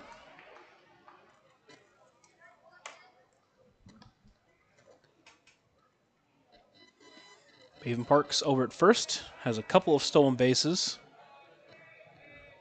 We'll see if they want to let action run on the bullpen or run on the base paths. That one is fouled off. And quickly behind is Gill, 0-2. As Barraza is just attacking him so far in this at-bat. Gill steps back in.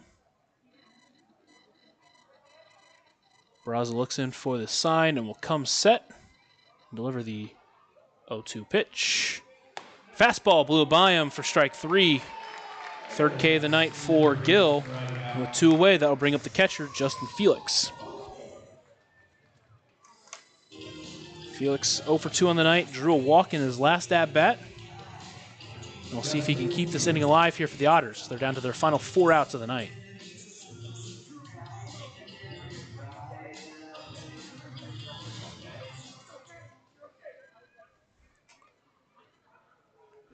Felix steps into the right-handed batter's box.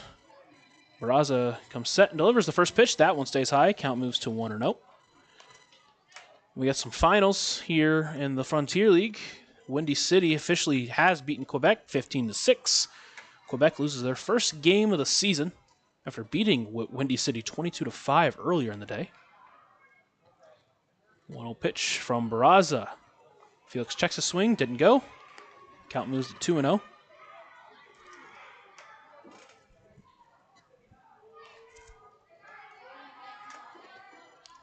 Gateway in the top of the ninth, currently ahead of Three Rivers 9-7. Chris Barraza throws that one in there for a strike, gets back into the count. Count moves to 2-1.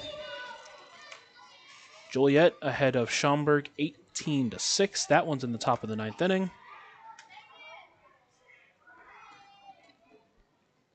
Barraza comes set and delivers the 2-1 pitch. Felix hits that one high into right field. Travis Holt will get under it. No, it'll be called off by the right fielder. He missed it. The right fielder, De La Rosa, couldn't get under it. Felix will get into second. The ball gets away.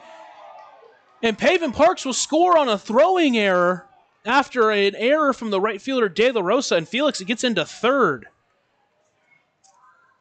So a huge misplay from De La Rosa out and right.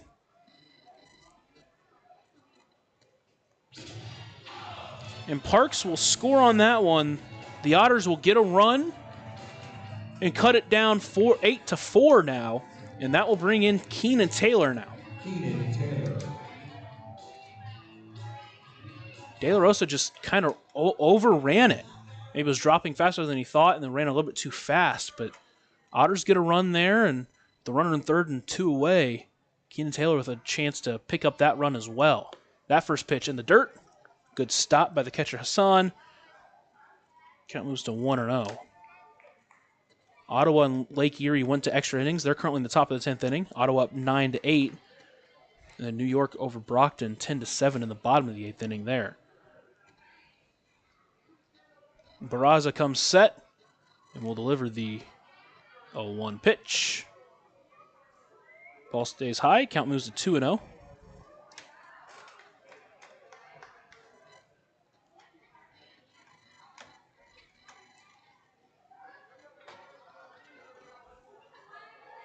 Barraza will look in. 2-0 count now to Keenan Taylor. Taylor, hefty swing and a pitch that was up in the zone. Count moves to 2-1.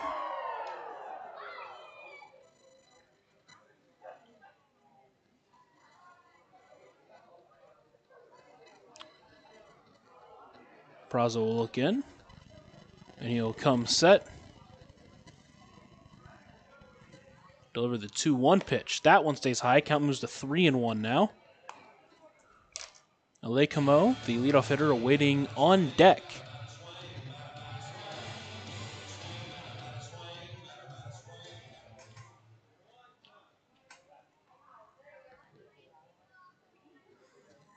Barraza comes set, delivers the 3-1 pitch. Taylor takes that one. Thought it was ball 4. Instead, it's strike 2. Count moves to full. He went to throw his bat over to the dugout. Umpire said, "Not so fast, young kid." Brought him back, and now we have a full count. Runner in third, 2 away here. Otters trail by 4 in the top of the 8th inning. Barraza delivers. That one is fouled back. So Taylor stays alive.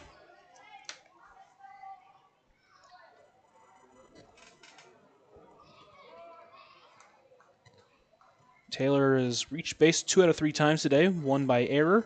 The other one he got hit by a pitch. Barraza will come set and deliver. Payoff pitch. Blew it by Keenan Taylor for strike 3. So Barraza strikes him out to end the inning. Otters do get 1, but they still trail by 4.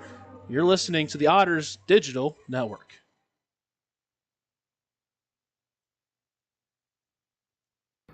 Maintaining our independence becomes more and more vital as we age. Swerka and More can help you navigate this important journey by answering your questions and connecting you to free and unbiased community resources and support services.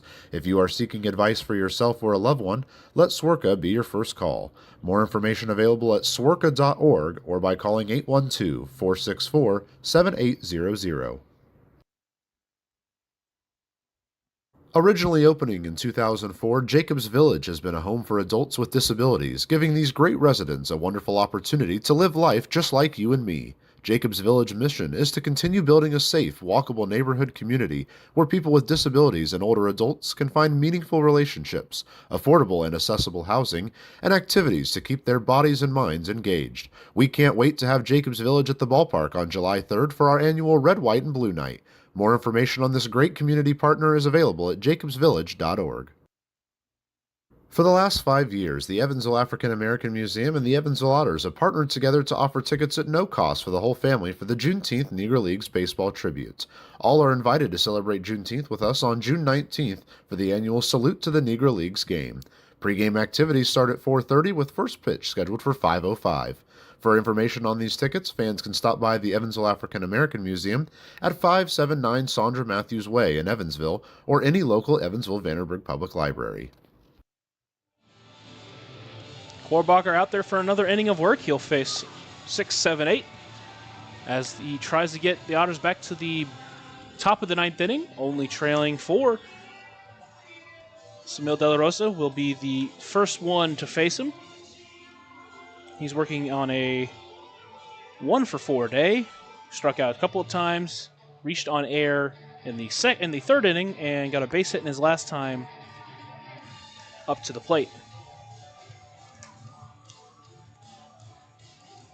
Otters currently trail 8-4 as we get to the bottom of the 8th inning. Chip Korbacher already pitched 1 inning. And he'll look to try to get a second one under his belt today.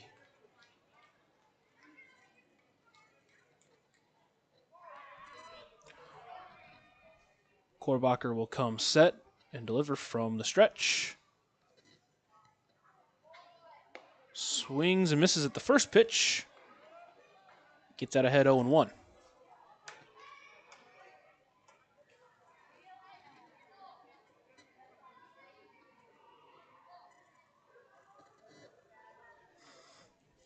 Korbacher delivers.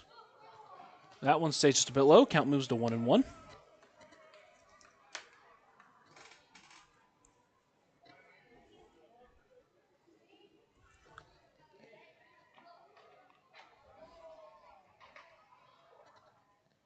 The 1-1 pitch from Korbacher. That one hit just past the outstretched glove of Pavin Parks. He just couldn't bring it in.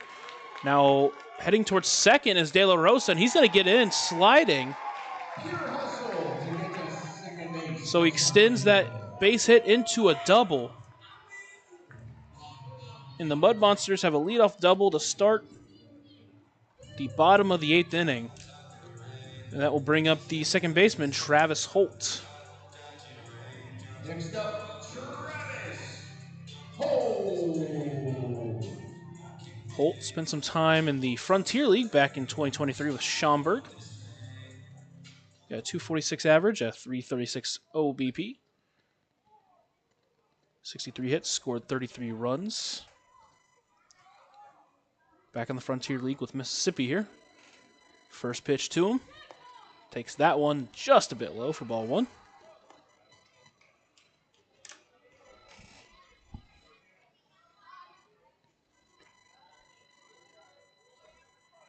Korbacher will look in.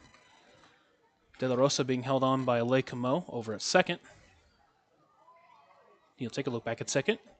Camo will head back. He'll deliver in the pitch. That one is chopped towards third. Gill will take it on a hop. Throw to first will be in time for out number 1. De La Rosa stays at second. And so with 1 away and a runner on second, that will bring in the catcher, Nick Hassan. Next up, Nick Hassan. Hassan playing in his 3rd game this year. A single in the 2nd, a ground out in the 3rd, and then a walk in the 5th inning.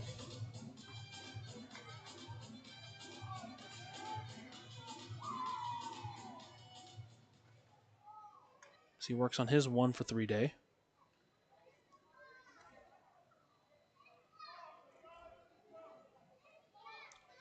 First pitch from Korbacher. That one just misses inside for ball 1.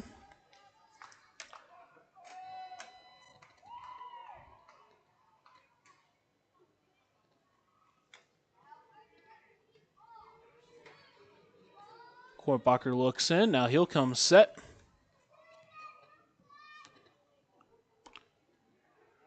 He'll deliver the next pitch. That one's in the dirt.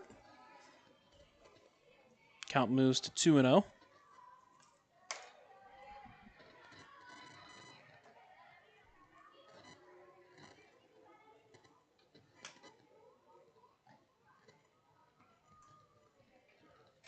Korbacher looks in.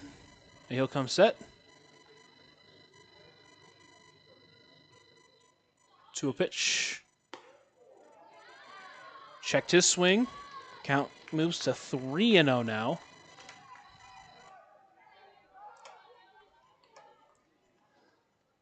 Korbacher with 55 pitches on the night. 30 of them have been strikes. 25 of them have been balls. Looks like he's trying to find command. 3-0 pitch. That one's way outside. Felix able to stop it, but a walk either way. So now runners on first and second with only one away, and that brings up the shortstop once again, Caston Furr, up for the 5th time today. 0 for 2, but he's been hit by a pitch and also has walked. He walked in the 7th inning to lead off that inning. And now Korbacher will face him for the 2nd time in as many innings.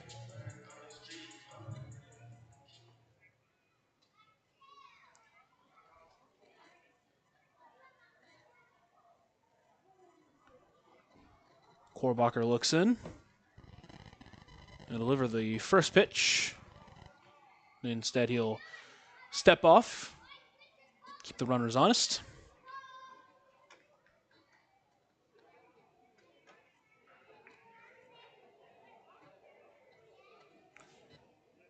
No action out in the Otters bullpen. They're going to run with Korbacher as long as they can. That one's in there for a strike, so gets ahead 0-1 here. That is a big first strike for Korbacher.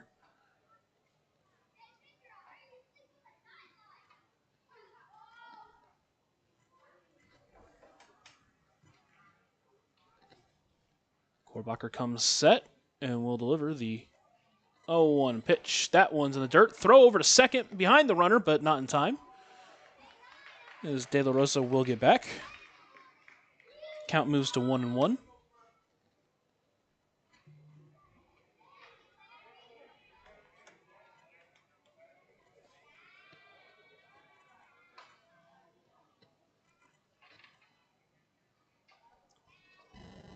That double from De La Rosa was the first extra base hit of the game for the Mud Monsters. That one's up to the middle. Pavin Parks will get it. He'll step on second. Throw to first will be in time for a Hoosier Lottery double play to end the inning. So a big double play gets the Otters out of the inning scoreless. They'll head to the top of the 9th inning, needing 4 if they want a chance to tie this one. You're listening to the Otters Digital Network.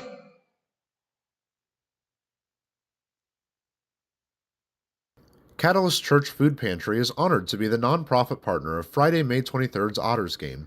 Catalyst Church invites the community, but also the churches from the tri-state to come and unite as one game, as one church, around one cause. Catalyst Church invites each person to bring at least one, if not more, non-perishable food item for their food pantry to continue helping the Evansville community. A great night of baseball is planned, and post-game fireworks are just part of the fun. More information can be found on Catalyst Church Evansville's Facebook page.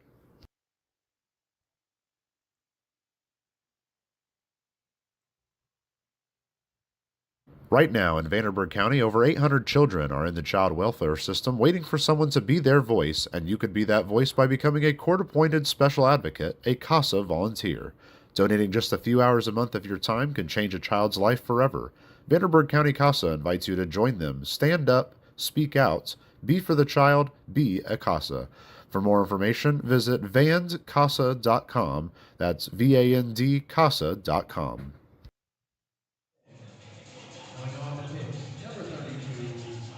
The Otters have 3 outs to try to score 4 runs here in the top of the 9th inning. And to do it, they're going to have to score against this new pitcher, Zach Morris.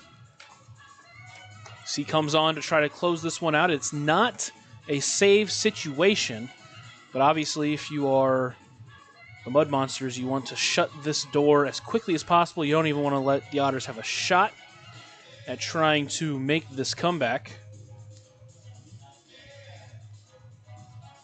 Zach Morris will be appearing for the third time in this season. He's pitched in 3 innings. He's given up 2 earned runs. He struck out 8 and only walked 1. So a tall task for the Otters, but not one that they can't do. They got enough hitters on this team. Zach Morris played college ball at Arkansas for 4 years before transferring into Texas Christian at TCU. A career college ERA of 5.48 and 115 innings pitched. Played with the New Jersey Jackals last year. Pitched in 17 1/3 innings. Appeared in 7 games and pitched to a 3.63 ERA. And now he's got a 3 outs to shut the door on the Otters. But it will be Alay Camo to lead it off to try to get a late rally going. Like I said, we've seen the Otters' bats explode. We saw them explode last night. They scored 5 in the bottom of the 8th inning last night. If they were to do something like that again, they would take the lead. So just about getting in the right mindset and, like I said, just working for the next guy. Alay Camo steps into the left-handed batter's box.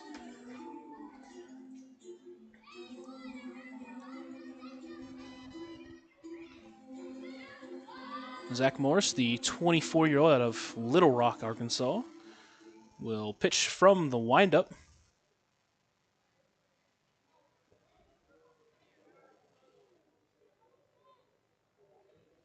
A little bit of a staggered windup. First pitch into Camo, taken for a strike 1.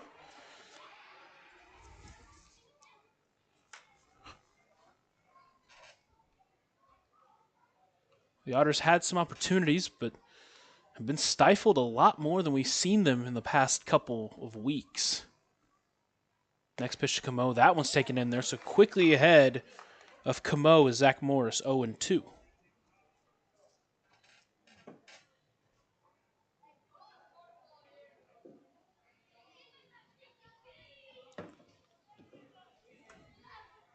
Oh, 2 pitch, taken outside, count moves to 1-2.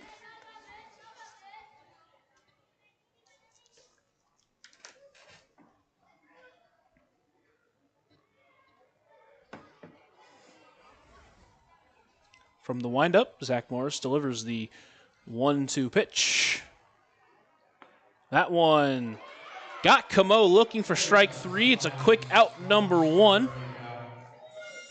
And with 1 away, that will bring up the center fielder, Graham Brown, who has been on base all 4 times today. He's walked twice, hit a home run in the 1st inning, and got a base hit in the 5th inning. He looks to keep this game alive.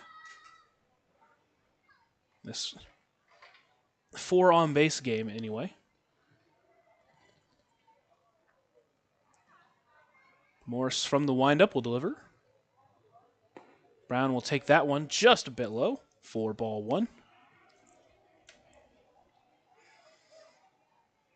Brown has really found his stride these last couple of games. Next pitch to him. Takes that one just outside. On the outside corner, rather. For strike 1. So count moves to 1-1. The 23-year-old out of Middletown, Maryland. Next pitch in the dirt. Count moves to 2-1.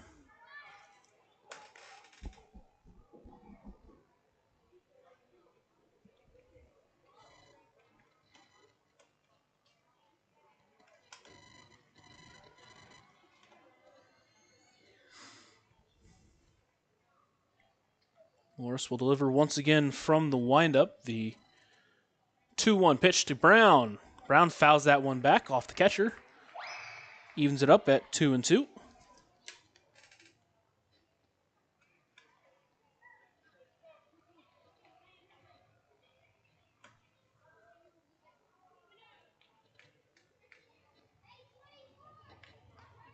Zach Morris with a 2-2 count on Graham Brown will deliver.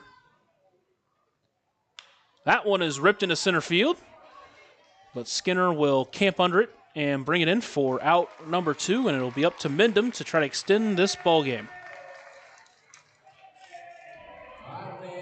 2 more games this weekend, the Otters versus the Mud Monsters. And when they get back to Evansville, Indiana, to Bosse Field, Tuesday, May 20th, join us for Mental Health Night. Wednesday, May 21st, will be Baseball Bingo Night. And Thursday, May 22nd, 70s Night. Also be a Thirsty Thursday.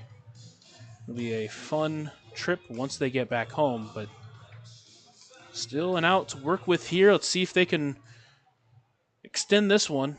It'll be David Mendham working on a 1-for-3 night. That one hit up the middle. Morris will bring it in, and he'll make the soft toss over to first for out number 3. So the Otters will fall to the Mud Monsters 8-4 in this weekend opener. The loser today will be John Beamer, who pitched very well overall, and the winner tonight, Brandon Mitchell. We'll be right back after a short break, and we'll be back for the Papa John's postgame show.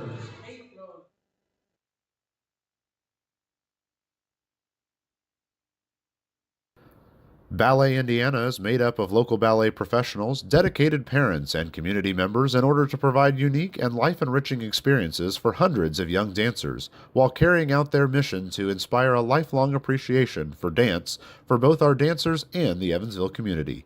More information on Ballet Indiana and information about their upcoming performances is available at balletindiana.org.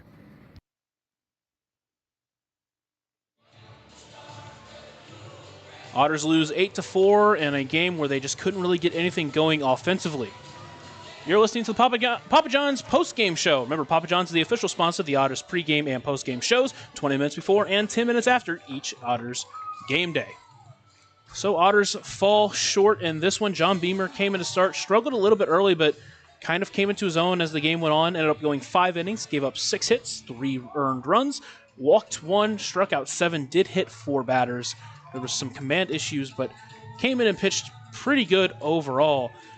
Ethan Bradford came in and pitched an inning, gave up 4 runs, and Horbacher came in to finish the game, pitched the last 2 innings, gave up 1 run on his own. For Mississippi, it was their starter Brandon Mitchell that really got into his own, gave up that home run in the first inning, but then settled in, only gave up 5 hits, 2 runs, 1 of them being earned, walked 1, struck out 6, and then Zach Morse closed them out. The Otters, top to bottom, Alay Camo got 2 hits in this one. Graham Brown ended up with 2 hits. He got on base 4 out of 5 times, only getting out in that last at-bat. David Mendham got a hit in 5 at-bats, also struck out twice, which is very uncommon. LJ Jones got a hit in 4 at-bats. Paven Parks got a walk and went 0 for 3. JT Benson walked once and went 0 for 3. Ray Gill went 0 for 4 with 3 strikeouts. Justin Felix got into the hit column, also walked once on 3 at-bats. And then Keenan Taylor got on base a couple of times, scored 2 runs, but the Otters come up short 8-4. Remember, you're listening to the Papa John's postgame show. Papa John's is the official sponsor of the Otters pregame and postgame shows, 20 minutes before and 10 minutes after each Otters game day. The Otters come back tomorrow. It's to be announced who the Otters starter will be tomorrow. For the Mud Monsters, it will be their right-handed pitcher, Paul Lena. And obviously, once we get to the pregame show, we'll get more about who's going on.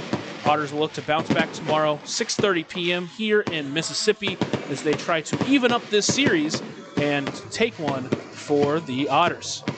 That was the Papa John's postgame show. Thank you for joining us tonight. Have a beautiful night and enjoy your weekend, and hopefully you'll join us tomorrow for some more Otters baseball. You were listening to the Otters Digital Network.